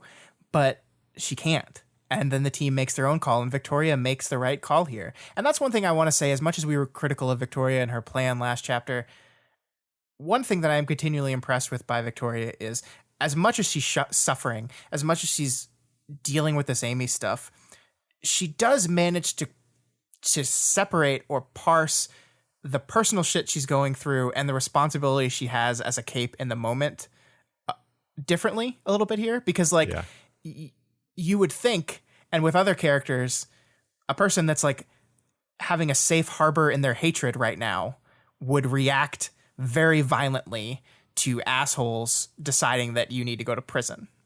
And she's able to parse that situation calmly and recognize strategically that, hey, this is not a fight that we should fight right now. Yeah. I mean, it's we have seen her in the past become so derailed that she becomes completely non-functioning when she has to deal with Amy. And here she snaps back into being quite functional and successful. Still really hates Amy, though. Still hates Amy. I mean, it's almost, I mean, that's kind of the unfortunate thing is like the hate, the decision almost to hate her has given her this kind of control over her emotions that she didn't have before. Yeah. I mean, we grip onto the coping mechanisms that work, right? And it's just, I think it's good that this worked in the meantime because it got her through the situation. But you keep going back to it is when it gets really unhealthy. Yeah. So there's a bit of discussion as to where they'll be sent, and the options are rehabilitative, holding, reconstruction, castigation, devastation. Lewis is arguing for holding, while the new guy, Ian is arguing for reconstruction. Fun stuff. Yeah. So Rain guesses, it says Rain guessed, break someone down, build them up the way you want instead of just breaking them. Then Miss Militia mentions some possibility like of the specific punishments, like being splashed with very hot or very cold water, which Tristan mentions will make you faint, which I didn't know. That's very interesting. Yeah. Does that mean they've tried it? I guess they have. Like, oh, you're immune to cold? Let's splash a bunch of water on you and see what happens. See if we faint. Yeah. So, fun thought. What they're doing here, how do you think this plays off of what we were talking about with Amy last chapter? So we had Amy, she had 150 people. What we wanted to do is rebuild them as functioning members of society, right? Get rid of their bad stuff, rebuild them new. And then now we have Shin's method, which is a powerless, much more brutal and cruel method of basically doing the same thing, right? It's interesting because Shin's method seems to be like a lot of it seems to be based around the social, like the people of Shin want to see the suffering, right? Like they want to feel like they got in their licks as a society, you know, and that's it's a pretty twisted take on what punishment actually is, and is perhaps saying something about what our criminal justice system is actually doing effectively, because it sure isn't doing anything like reconstruction. Yeah, that's true. Yeah, I don't know. I thought I think this is really cool. I think that this is yet another really fun, like weird culture take on criminal justice. Yeah. So yeah, but as to whether it's what Amy's doing, maybe. I mean, you could argue that they don't that like Sveta says, like, so you have a front loaded curve favoring rehabilitation, and Miss Militia is quick to say no. Right. So it's not rehabilitation in the sense that we would prefer. It may be more like brainwashing. I don't know. We don't really know. Yeah, I mean, like the options here, our 5 options are terrifying. Yeah. Absolutely terrifying. So Kenzie's obviously petrified of what's being discussed, but she's terrified in a very Kenzie way. Yeah. Tristan mentioned swapping out so Byron can take the splashing punishment, which made me laugh and think that like Tristan was being a ridiculous coward, until I realized that both brothers would be experiencing the punishment either way, so he's not really getting out of anything. Well, yeah, but Byron's got that cold immunity, so right. It makes more sense for him to be splashed with the hot water. Sure, I get it. No, but I mean, it's rational. It is rational, but it is like it's inescapable too, for sure. Yeah. I like Kenzie's processing of it, and in a very Kenzie way, she says the thing I'm most nervous about is I'll have to disconnect from my friends, and that's when we learned that this whole time she's been connected to Darlene and presumably others as well, which I didn't know that the range of that was that far. I mean, they're in a whole nother world, a whole new world. Yeah. I mean, what do shards care about dimensions, right? True. Like, yeah. I mean, I guess we knew. Wasn't Chicken Little connected for much of their trip together? I don't know, but I mean, yeah, this was a little bit surprising, but also it's one of those things where you're like, well, this is very alarming, and everything about Kenzie right now is very alarming, and so therefore I'm not surprised. Yeah. I mean, I guess like my assumption of this range isn't that like Darlene can just like connect to anyone in the universe, right? Like they have to be in close proximity when the connection is established, and then they can basically go wherever they want. Is my assumption. I think that's right. Yeah, I think that's right. Yeah. Well, like I think if Kenzie were to disconnect, then they wouldn't be able to reconnect. Right. Yeah. So AN is apparently insisting that the punishments be pretty severe, and that Amy and her group prove their loyalty and willingness to go along with things by overseeing or performing the punishments, and then that Amy can heal the prisoners if they're hurt. And basically the logic is if she refuses, we're clearly lying in reassuring them. Either Amy's too dangerous, we're too dangerous, or both. So it's this delightfully like clever trap. In fact, the members of Breakthrough actually point out, like, this seems, I think it's actually Ashley who's like, this is a little bit too pointed. Is this teacher? Or maybe it's Sveta. Anyway. Yeah. Yeah, I like that. Like that it's so cleverly constructed to just screw them over no matter what, that they're like, this has gotta be teacher, right? And Miss Militia's like, nah, this is just kind of how these guys roll. I mean, the most that they say is that teacher might have been responsible for getting the more sympathetic party out of things, to where the only party that supports them is those damn moderates.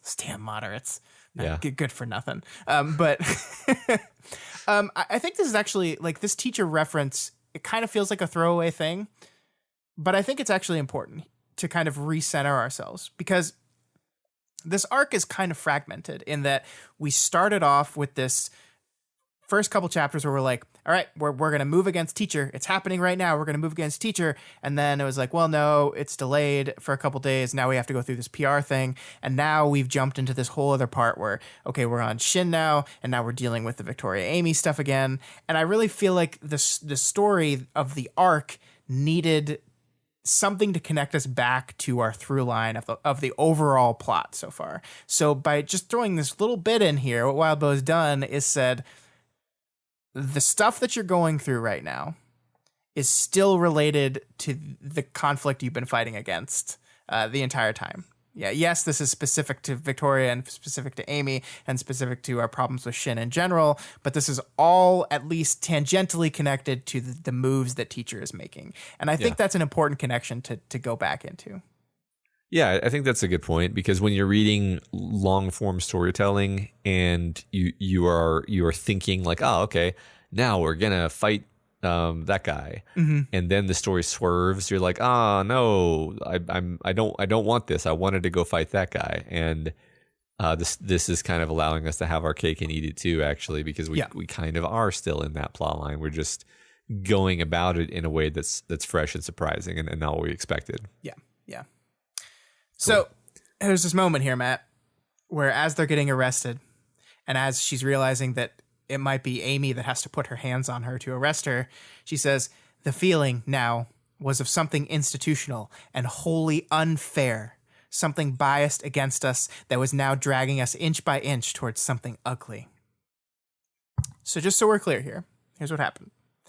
Victoria and her team were lured to Earth Shin under false pretenses, and they're now being imprisoned because the people of Shin are absolutely convinced that they are bad and must be detained. Right?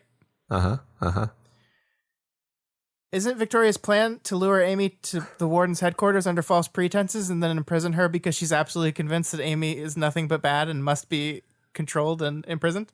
I don't see the connection, Scott. Okay. It seems completely unrelated to me. I don't say this to defend Amy.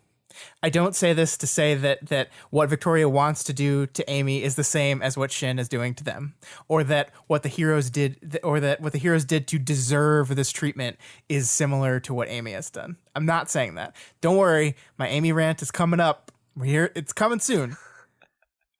But my point is not to point out hypocrisy and say, fuck you, Victoria. My point is here to show how the book seems, in my opinion, to be inviting us to draw these parallels, inviting us to seeing how biases inform your actions and lead you to do terrible things. Are Victoria's anti-Amy biases valid? Perhaps. Certainly seems so. But what will they lead her to do? Where will they take her? We look at this, and we look at Shin, and we say what they're doing to these heroes is wrong. Unquestionably wrong, because we are from the position of people who know these people and know that they're the good guys. But from their perspective, this is what they have to do. Yeah. Right? Right. It's clearly unjust to us because we know the context. And I feel like, I don't know, we're being asked, like you said, we're at least being asked to consider that if we knew the full context of Amy's situation, we would consider Victoria's opinions to be unjust. Not that the book is saying that's definitely the case. I think, but like you said, we're being asked to draw the comparison. Yeah. So Miss Militia tries to bull her way forward into this complicated negotiating situation after Ayan has seemingly already won the exchange, and she insists that she can take the punishment for her capes. Oh, what a fucking hero! I love her. Yeah. And Ayan answered. The translator translated, "Your wardens, yes." Breakdown. Lewis coughed a word. The translator corrected himself. Breakthrough is not yours. I just thought that was great, especially in context of this chapter. Very glad that Wildbow is having fun with this. Yes. He's clearly enjoyed writing that line. I really like that. My favorite part of this conversation, though, is the badass Miss Militia, who gives this beautiful speech that I wish had worked, but it didn't. I am not someone who leads battles against humankind. I am someone who leads battles against monsters and fights to make humanity shine brighter, which is awesome and is a positive connotation of light. Matt? Yeah, it's true. It's interesting. Like, I think when this book finishes, one of the first things I want to do is track these positive and negative connotations of light and see, how that trend looks. Right. What the pattern forms. Right. It's going to form some kind of elaborate geometrical pattern or some shit like that. Yeah. So the Red Queen's court takes the heroes into custody. They have to make a show of it too. I'm sure Marquis just feels terribly conflicted about this. So even Brandish is forced to participate by basically drawing like one of her lightsabers and marching the heroes away. Yeah, I love the awkwardness of the situation. Everyone on both sides is trapped. No one wants to do this, but they have to. There's no clear friends or enemies in this situation. Well, except for Amy and Victoria. But, besides that, no one is happy about this, except for Chris. Except for Chris, who casually pushes them as if he doesn't care, who pushes Ashley, who we see is standing just behind Kenzie. So presumably, like, his shove knocked Kenzie a little bit, which makes me angry. It also, I mean, a lot of this seems very pointed at Kenzie. He seems to be targeting Kenzie with a lot of what he's doing. Like there's resentment, perhaps jealousy there. Yeah, I agree. we'll get to that whole thing in a second. So before Miss Militia leaves, she tells them that if it really comes down to it, if they're going to be like castigated, whatever that means, then they should escape. But also, like, be good, y'all, but escape if you need to. Yeah, I like this because, once again, Miss Militia has been our guide through this whole process. And she is once again here setting the parameters for us. Behave. No matter what, behave. Do not fight, but only to a point. If it becomes necessary, get the fuck out of there. Yeah. And you can see, like, the thing I love about that is you can see how that would be the worst possible outcome, is them having to break out. Like, Victoria even starts with the phrase, that would mean, and then Miss Militia interrupts her. Like, having to break out would be a failure. It would be a long-term failure, even if it might be necessary. Yeah. Yeah. Yeah. So, did Vista use her power here to create space between their group and the soldiers? That was my read. So I don't know if it was like, cause no one notices anything, right?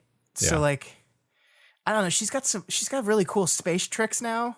So like, I mean, what if like the air between them like went up?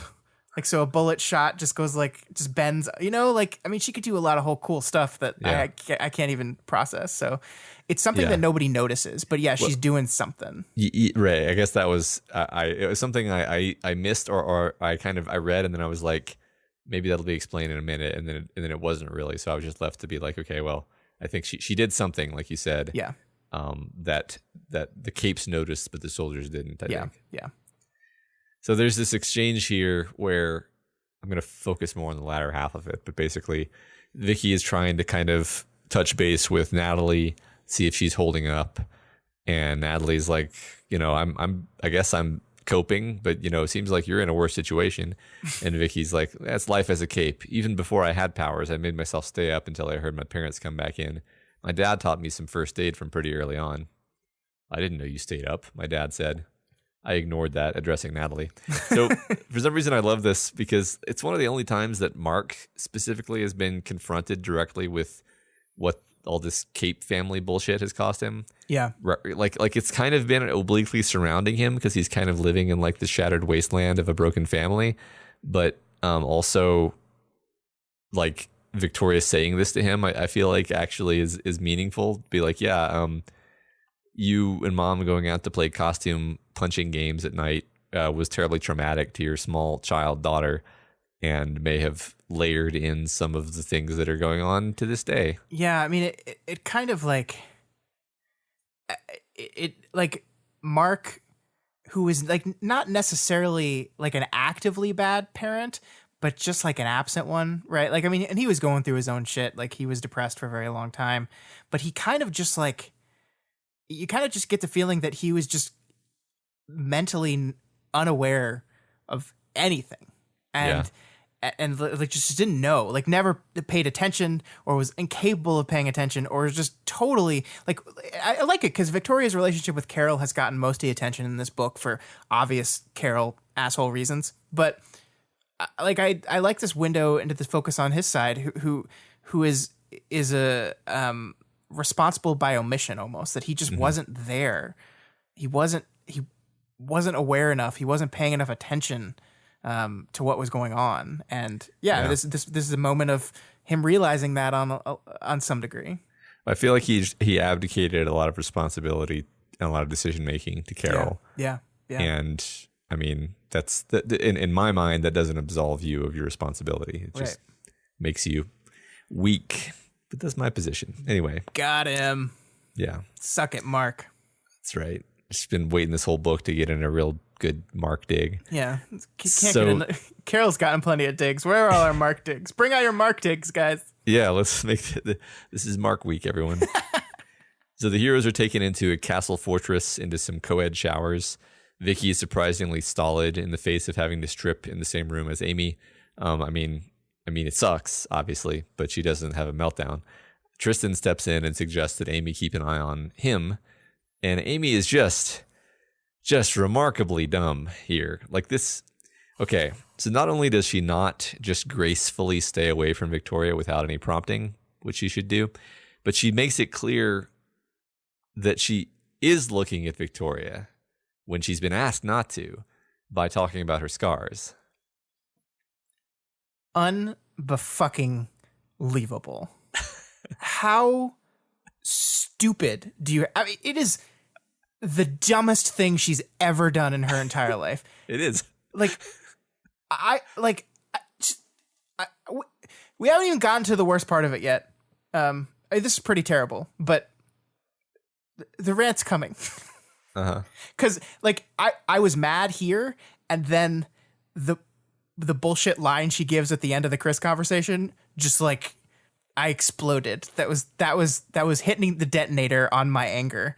So I wanted to put the rant there because I feel like it works better there. So let's just keep going through. Yes, but everyone can now hear the magma building up in the chamber underneath the volcano. I've really built this up, and I didn't mean to do that. I'm just so fucking angry that like it's just been built up in my head, so I'm building it up for everyone else. That's good. I'm looking forward to it. So, yep, now Chris comes into the forefront of the scene by being like also remarkably bad. Like that was Pinnacle Amy. This is Pinnacle Chris. Yeah, he's been kind of typically bad for Chris throughout these 2 chapters, but here he just goes full bore. He really does. Again, he's particularly mean to Kenzie. He gets in his digs at Ashley, but it's like there's something driving him here. He wants to hurt Kenzie's feelings. Yeah. And I mean, it's sad to say this is kind of a good sign for Kenzie, but she puts him in his fucking place. Man, she does. What a surprise. Yeah. So first she drops that she knows he's lab rat, which is like a slap in the face to him. And then she plunges on from there and gets this like paragraph of what one assumes is just her speaking on a single breath without inhaling, of just digging into him, and ends it with, "You're going to be just as alone and even more frustrated because you're never going to be able to take a drug that changes you deep down inside and makes you any less of a pathetic, miserable fucknugget." Boom. And you're just like, high five, Kenzie. Yeah. So, I mean, there's a lot to talk about here. I mean, basically this implication that, Chris, you haven't changed. You're never going to change. You're just going to be miserable and alone forever. We've been talking about Kenzie for a while throughout this arc. This background building nervousness, right? And this surprised me because I felt like we were building to a moment of serious concern for Kenzie. And then we have this, which is just like a moment of clarity in her that I didn't think that she was capable of right now. That just a moment of realization that that one of the people she put on this Kenzie worship pedestal is actually just an asshole, a fuck nugget, as she says. Yeah. And they need to be told that. Somebody in the Discord, I think, said that Kenzie saying I kind of don't love you right now is basically Kenzie saying I fucking hate you right now. Mm-hmm. Yeah. So I mean, what do you think? What do you think brought on this realization in her? Just the sharpness of his barbs? Well, I think it's been a long time in coming. Like I don't, I think she has her own complicated inner life, and she's been thinking about her issues, and she's actually been somewhat consumed by this idea that like I've got this new group of friends. I'm actually aware that I am not doing very well. I'm speaking in Kenzie's voice right now. Mm-hmm. Like I'm doing a lot of my bad behaviors that I'm not supposed to do, and I'm having a hard time controlling it, and I'm terrified that I'm going to push them away. And so she's in this place where she's being very introspective, not necessarily successfully controlling herself, but that doesn't mean she's not being self-aware. And I think one of the things she's capable of being self-aware about is looking at the people who are close to her and seeing when maybe they're actually really bad for her. Yeah, I agree. And the thing that I like about this, like when I was going through my processing of this is very surprising to me, is that just because Kenzie has made a step in this regard doesn't mean everything else about her remains concerning, right? Like that's like in a lesser book, in a lesser drawn character, I would say, oh, Kenzie's fine now. Look, this is an example of how Kenzie's fine now. But these characters are too complicated for that. Just because she's made progress in being able to see one of these people she's worshiping for the terrible person they are does not mean all her problems are suddenly solved. And her interaction with the rest of the chicken nuggets is not concerning. Yeah, well, she's had a few breakthroughs, as it were. Like the moment when Monokuro sat her, it was this great moment where she was being preyed on in exactly the way that you would think Kenzie would be susceptible to above all others. And she has the wherewithal and again the self-awareness to see like, oh, like this I need to conquer this, and she does, and it literally saves her life. And here this is a different thing. So like I feel like Kenzie has like an interlocking framework of issues where she kind of has to almost play whack-a-mole, but I don't think that means that it's a game she's going to lose. I think it just means it's going to take her more time and more like victories, more small victories to make her way toward recovery. That's a fantastic way of describing it. I love that. I love that a lot. Yeah, Cool. Totally agree. Absolutely. Awesome. Makes me happy too, because I'm like, oh yeah, I can see that, and I can be hopeful about that. Yeah, yeah. So what do you think this says about Chris? Right. So we've talked about why we thought Kenzie got to this point. This idea we're presenting this idea. This is a story that we feel is about recovery. It's about changing for the better, and we have in Chris one of the members of the group who collectively has moved together generally towards a good place. They have bad moments, but generally so far this group has changed for the better. And then we have Chris, the guy who chose to leave the group, and not only seems the same, but worse. He's more barbed. He's more sharp. I think you're spot on that he's jealous of Kenzie. That in some level he sees the change in her, and he's jealous of it, and it angers him. He's trying to undermine it and downplay it, act like it isn't there. Right. Like he's aggressively attacking it. Like it's impossible. It's impossible for you to get better, Kenzie. Yeah. Because I can't. Right. I mean, I think that's basically what it is. Is I think he has almost rejected the idea that he can be happy, that he can recover. Well, and he's not trying. I mean, he like we talked about so much about, communal groups and the idea of group therapy is like intrinsic to what this book is. That's what Breakthrough is. It is a group therapy session that's been going on for 1.5 million words. And he elected to leave that therapy session behind. And the book is saying, here's the consequences. And I think that's fascinating because like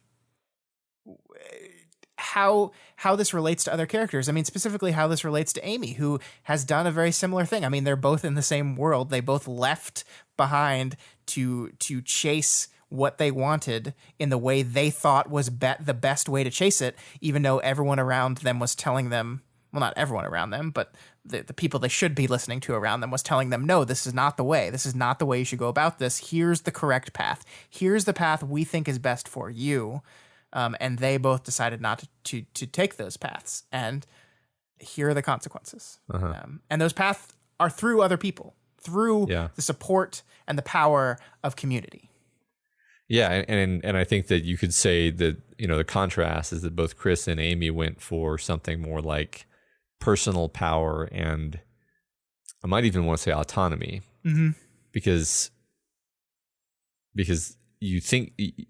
think they want autonomy, but maybe what they actually need is interdependence. That's an interesting angle. Yeah, I like that. Yeah. So here we go. So there's this great exchange between Kenzie and Chris that we just recognized, and then she says the saddest thing in the world is people who don't change, right? Or who won't change. Who refuse to change for the better. Yeah. And then Amy manages to make all this about her. Yeah. She says, no, the even worse thing is when the world doesn't let you change. This motherfucker, look, to say this immediately after, not only she fucking disrespects Victoria's explicit and clear wish to not be looked at while changing, but then is stupid enough to verbally gawk at her scars while doing so. To sit here and say, the world won't let me change. The crux of Amy, Matt, is that she's a fucking idiot. And she's a fucking idiot in the worst way, because she's a fucking idiot who is absolutely convinced that she's not a fucking idiot.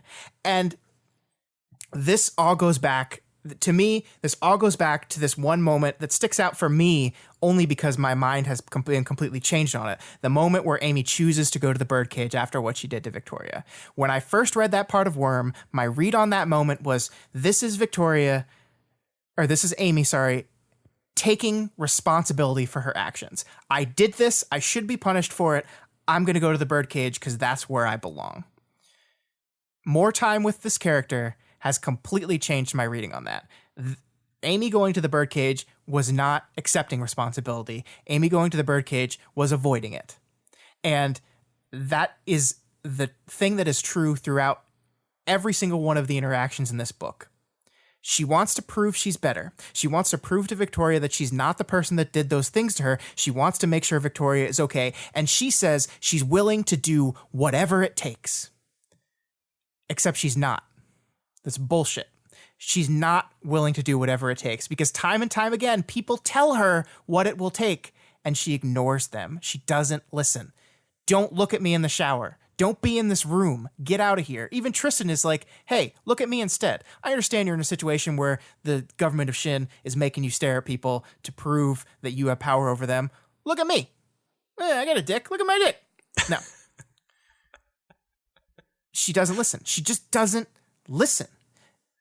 And like this is her. You want to make amends for what you did to Victoria? Stay here. Help people. Heal people. Get a handle on your power. Go to therapy. Get help.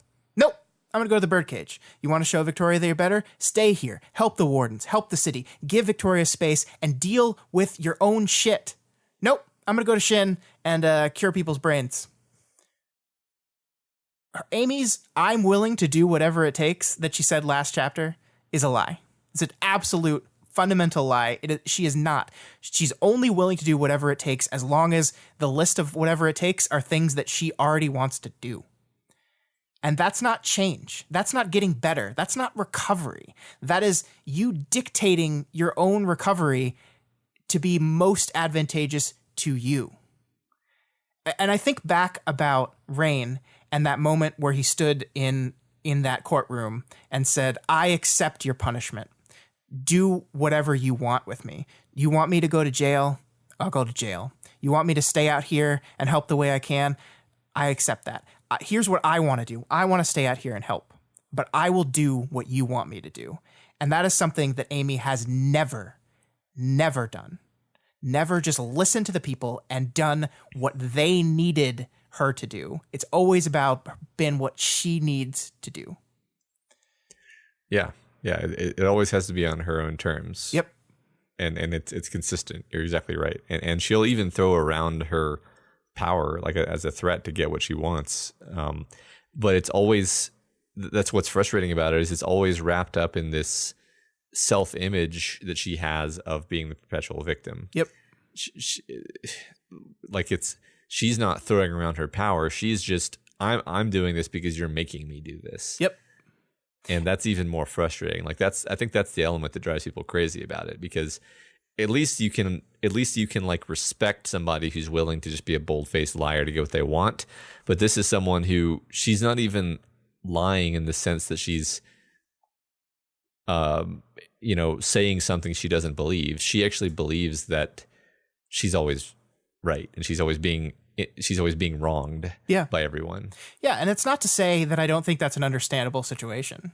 I think you said that we've known people kind of like Amy before who just do the dumbest fucking thing in every moment and they just don't get it. They just don't see it. But like, I'm not going to sit here and listen to her say things like the world won't let me. Fuck you.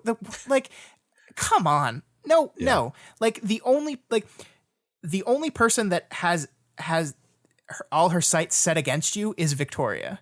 And what has Victoria done to stop you from doing anything? Right. Nothing. Right. Nothing. She just completely left you alone and didn't want to know where you were for years. All she's done is say, leave me alone. Just leave me alone. Just stay away from me. And Victor and Amy's like, oh, fine, I'll go to another dimension and I'll Yeah. fucking rule another dimension and fuck with people's brains. And it's your fault because you said leave me alone. What? No, you don't get to say that. Right. I mean, it is darkly comic that she's based. I mean, she's sort of taken over a world and manages to feel like she's been put upon and forced into the situation. Right. Yeah. Yeah. Yeah. And look, I don't think this is entirely Amy's fault. I think Amy has, like we said, has surrounded herself with some really class A, wonderful enablers in Marquis and Carol, and to a lesser extent, Mark. I think these are people who are driven by their guilt for the way that they feel like they've wronged her. You know, Carol feels very guilty about the fact that she didn't love her.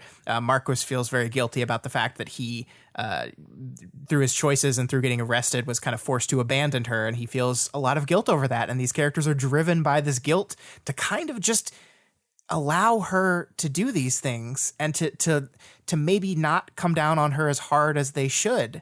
And that's dangerous. And the thing about it is Amy is like, she looks at these people as her check, right? Like she even says that it's like, I've got people checking me out. I've got people making sure I'm not going too far. But then when you look at these people and it's like, oh, Chris and Marquis are your people that are checking you to make sure you're not going too far with this stuff. Yeah, great. Yeah. The guy who wants to turn into a monster and your father who will love you no matter what you do, I'll love you forever. Right. Even if you continue to break people's brains. Yeah. Yeah. I mean, I think in real life too, like these bull in a china shop personalities like Amy, they are only going to permit enablers to be around them. So it's there's a bit of a chicken and egg thing going on where it's like, do you blame the enablers or do you just recognize the fact that if they weren't enablers, she wouldn't keep them around and she'd find other enablers? Like that's this is where my mind goes down the path of like, yeah, you can blame Marquis for certain things. You can blame Carol for certain things. You could even blame Victoria for certain things. But like if we're going to even admit that personal responsibility is a concept, then Amy's definitely responsible for like most of her present situation. Yeah. Oh yeah.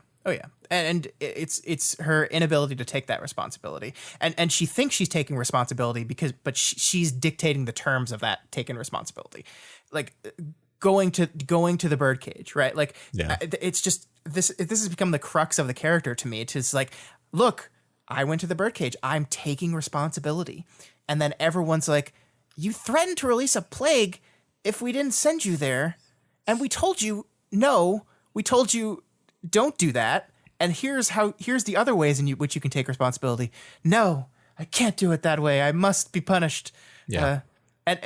Look, it is absolutely true that our view of this character is being influenced by the lens of the point of view character in which we have inhabited for the past year and a half. 100% true. Like that can't not be true. And there's going to be an Amy interlude, and I'm going to feel bad for her. And look, I feel bad for her now. I like, as much as I am frustrated with her, I feel bad for her because I see her in this cycle that there is no escape from, because she has utterly convinced herself that this is the path forward. This is her path to recovery. And I think it's actually great because we have two of these characters moving towards recovery, and each of them are making their own choices, and they are trying to move towards this better place. And we're seeing one person making different choices than the other, and the successes and failures that are happening at that. And I think that's great. Yeah. Just to end off the Amy rant section of the podcast with like the one thing that I tell myself when I'm feeling angry about Amy's stupidity and I want to kind of ameliorate it is to remind myself that she spent a long time refusing to heal Mark's brain because she was like, it's going to be terrible, guys. Mm-hmm. You don't understand. The consequences of me breaking my rule and healing someone's brain are going to be catastrophically terrible. Please listen to me. Please trust me. And her family didn't listen to her, didn't trust her. Bonesaw came in, fucking Bonesaw, and forced her hand at the threat of murdering her father. And then she is forced to do it, and then she does it, and then everything that she said was going to happen happens. So in a certain sense, she was trying to warn everybody, right? Sure, At least she's self-aware to that degree. Yeah, but not like that's the crisis point, right? Yeah. You have agency after that point. You can choose a different path, and she's not. Yes. She's choosing the same path. Going to Shin is going to the birdcage all over again, and that's. I mean, you could argue like, hey, why didn't you just go back to your rule of not influencing brains? You know, because it's not because I don't want to. I don't want to. Yeah. I can help people this way, and I can prove how helpful I am to Victoria. I mean, and it takes her from like a healer to someone who can manipulate powers, which is the most broken power in this setting. Mm-hmm. So, yeah. Oh, Amy. Yep. So, all right. So they go to the prison. Inside the prison, it's anarchy. There's like parents and kids. There's men and women, just all kind of thrown together into this big space with armed guards on catwalks overhead. And like there doesn't seem to be any special provisions for them being parahumans. There's no, ankle bombs or anything. It seems like they could escape if they wanted to. So yeah, this is more of a like the test is to see are you going to be good? Yeah, that's the whole thing, right? Is like this is less we actually think you're dangerous and more prove to us that you're not by succumbing to our power. Yeah. So the team then settles down out of the way and they talk strategy. Kenzie has some of her projection tech, which she's smuggled in along with the oxygen tank, which we mentioned last week. Yeah. There's a payoff on that. That's really cool. Yeah. She thinks that'll get her, that she can salvage pieces from that to communicate. Yeah. Byron's also phased out with his armor on. And Kenzie says she can probably send some messages back home, and various teammates want her to pass along some reassurances back home. That to me is a moment that kind of seems to indicate that we're going to be here for a little while, right? Like that we take a moment to say like, and I know the characters are planning for that. They say a couple days, right? But it makes me seem like the book is going to maybe spend some time in this prison too.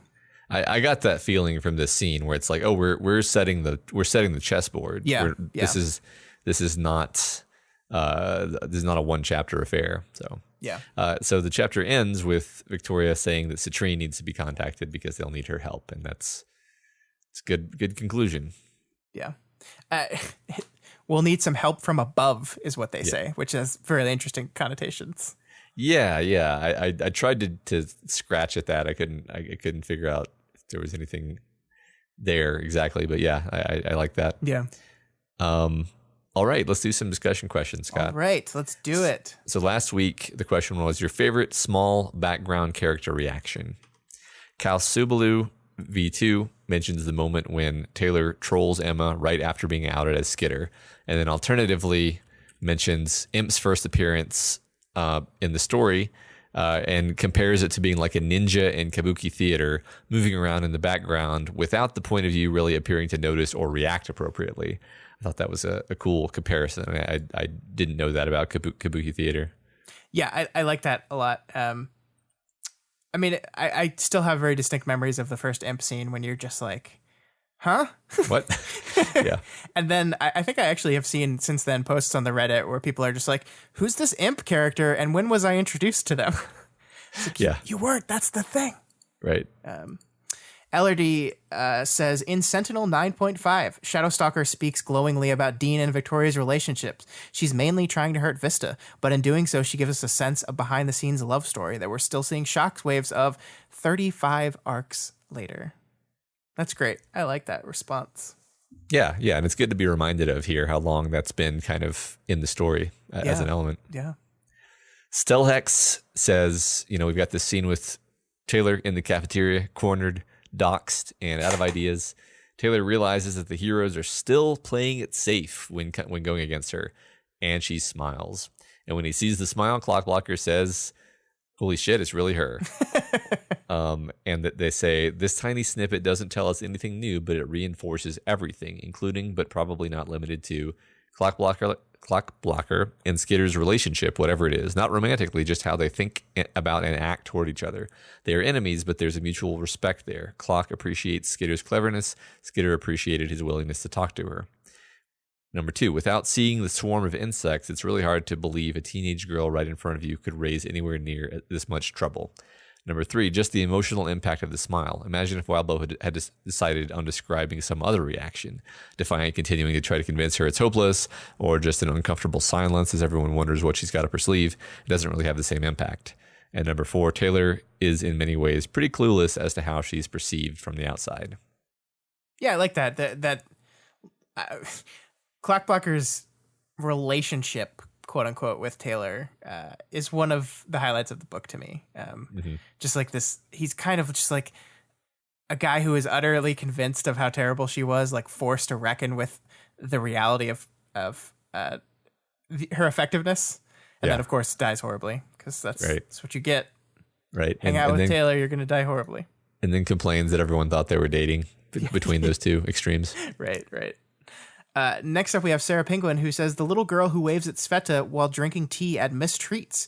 Victoria responds by moving to block her view, hiding violence from her, akin to how capes are continually having to paper over true possibilities of violence with theater. Victoria also does a fashion deconstruction, and she puts that in quotes, of leather-clad cutesy mascots. And Sarah Penguin compares this cutesy BDSM imagery to the mixture of violence and restraint that capes have to employ. Ooh, I like that last part a whole lot.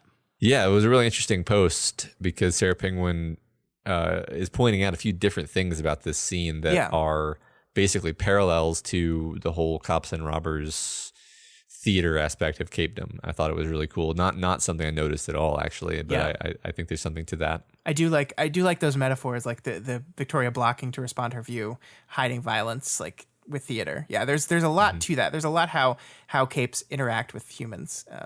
I like that a whole lot. Yeah.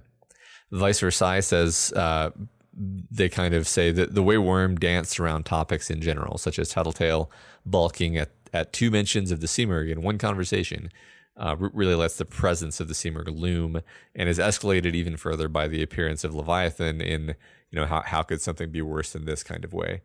Most of the 9, Grey Boy in particular, fall under that particular umbrella as well. And Sleeper, of course, but we don't talk about him. No, we're not allowed to talk about Sleeper. No. Up next, we have Kefru, who mentions when Taylor is going Kepri. A lot of what's happening around her is inscrutable to her, but we can puzzle it out. You can just feel how you've gone from being within the point of view to floating next to the camera, like it's now a third person over the shoulder. And it feels alien, just a bit wrong, but can't place a finger on it. Yeah, I like that. Me from Mars points out the car crash that kicked off Ward is a microcosm for what to expect in the story. And a few different things they point out. Victoria's not really part of this situation, but she involves herself. She has no stakes here, but she's going to be a helper, goddammit. Survivors of Gold Morning are not coping well emotionally. There's a fashion teardown of Shortcut. Victoria de-escalates the situation, and she does some cape nerding out about Vicare. Yeah, I love that. I haven't gone back and read that first chapter in ever. So that's great to see. I think there's even more than this, actually. And Glowworm is also just a gold mine. But yeah. It is.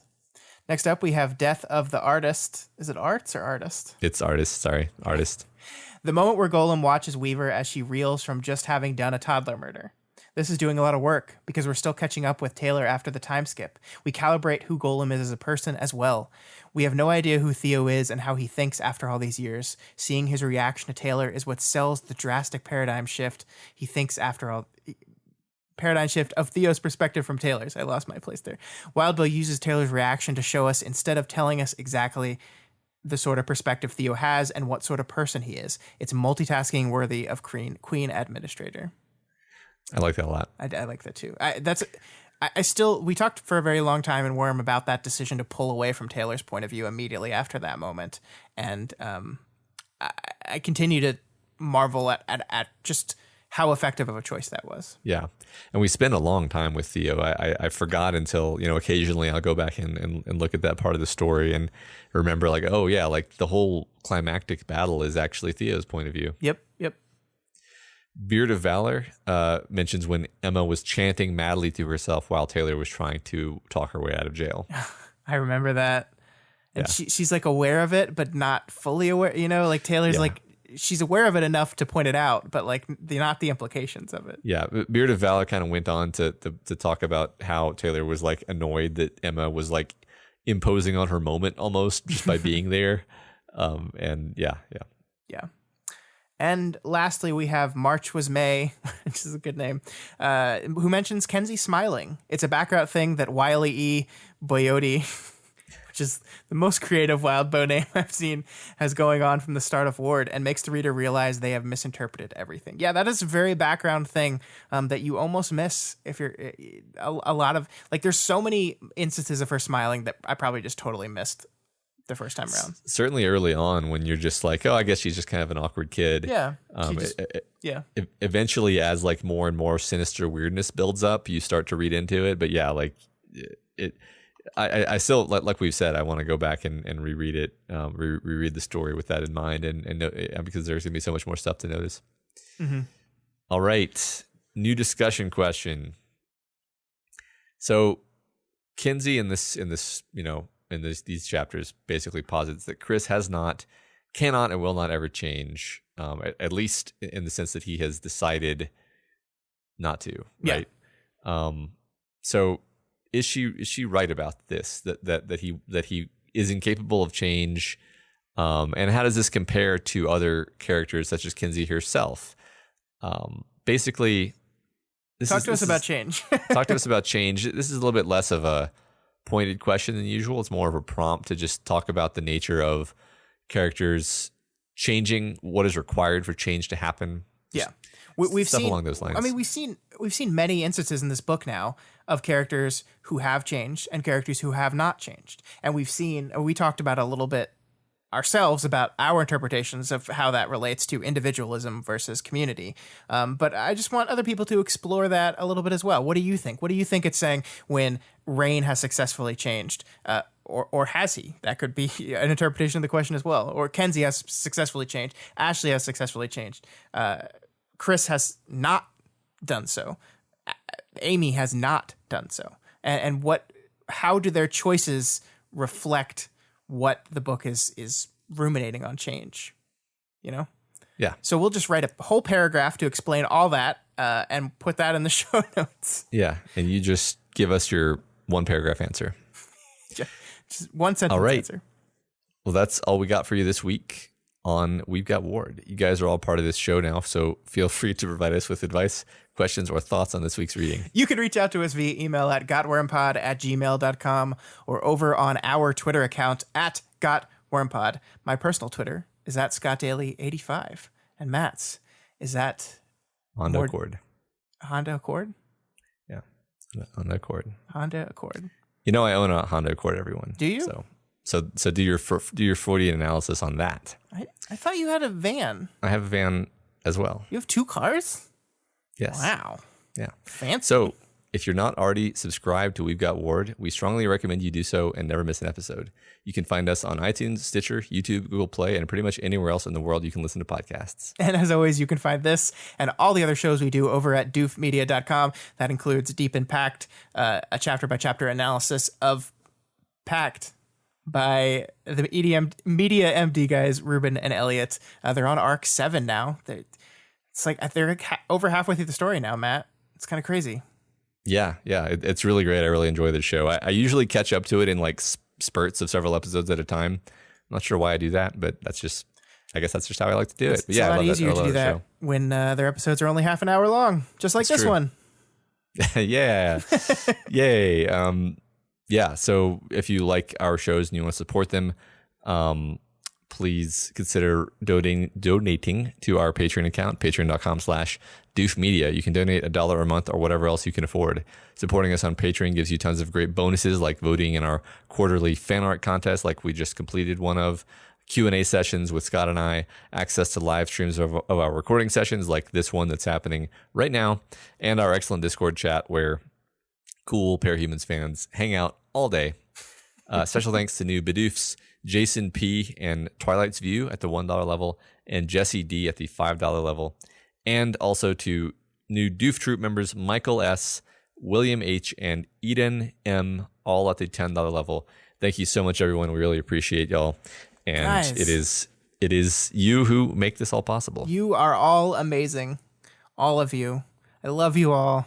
Yes. And not like I don't hate you like Amy. I was trying to make a thing. It didn't work. Move on. Yeah, we're good.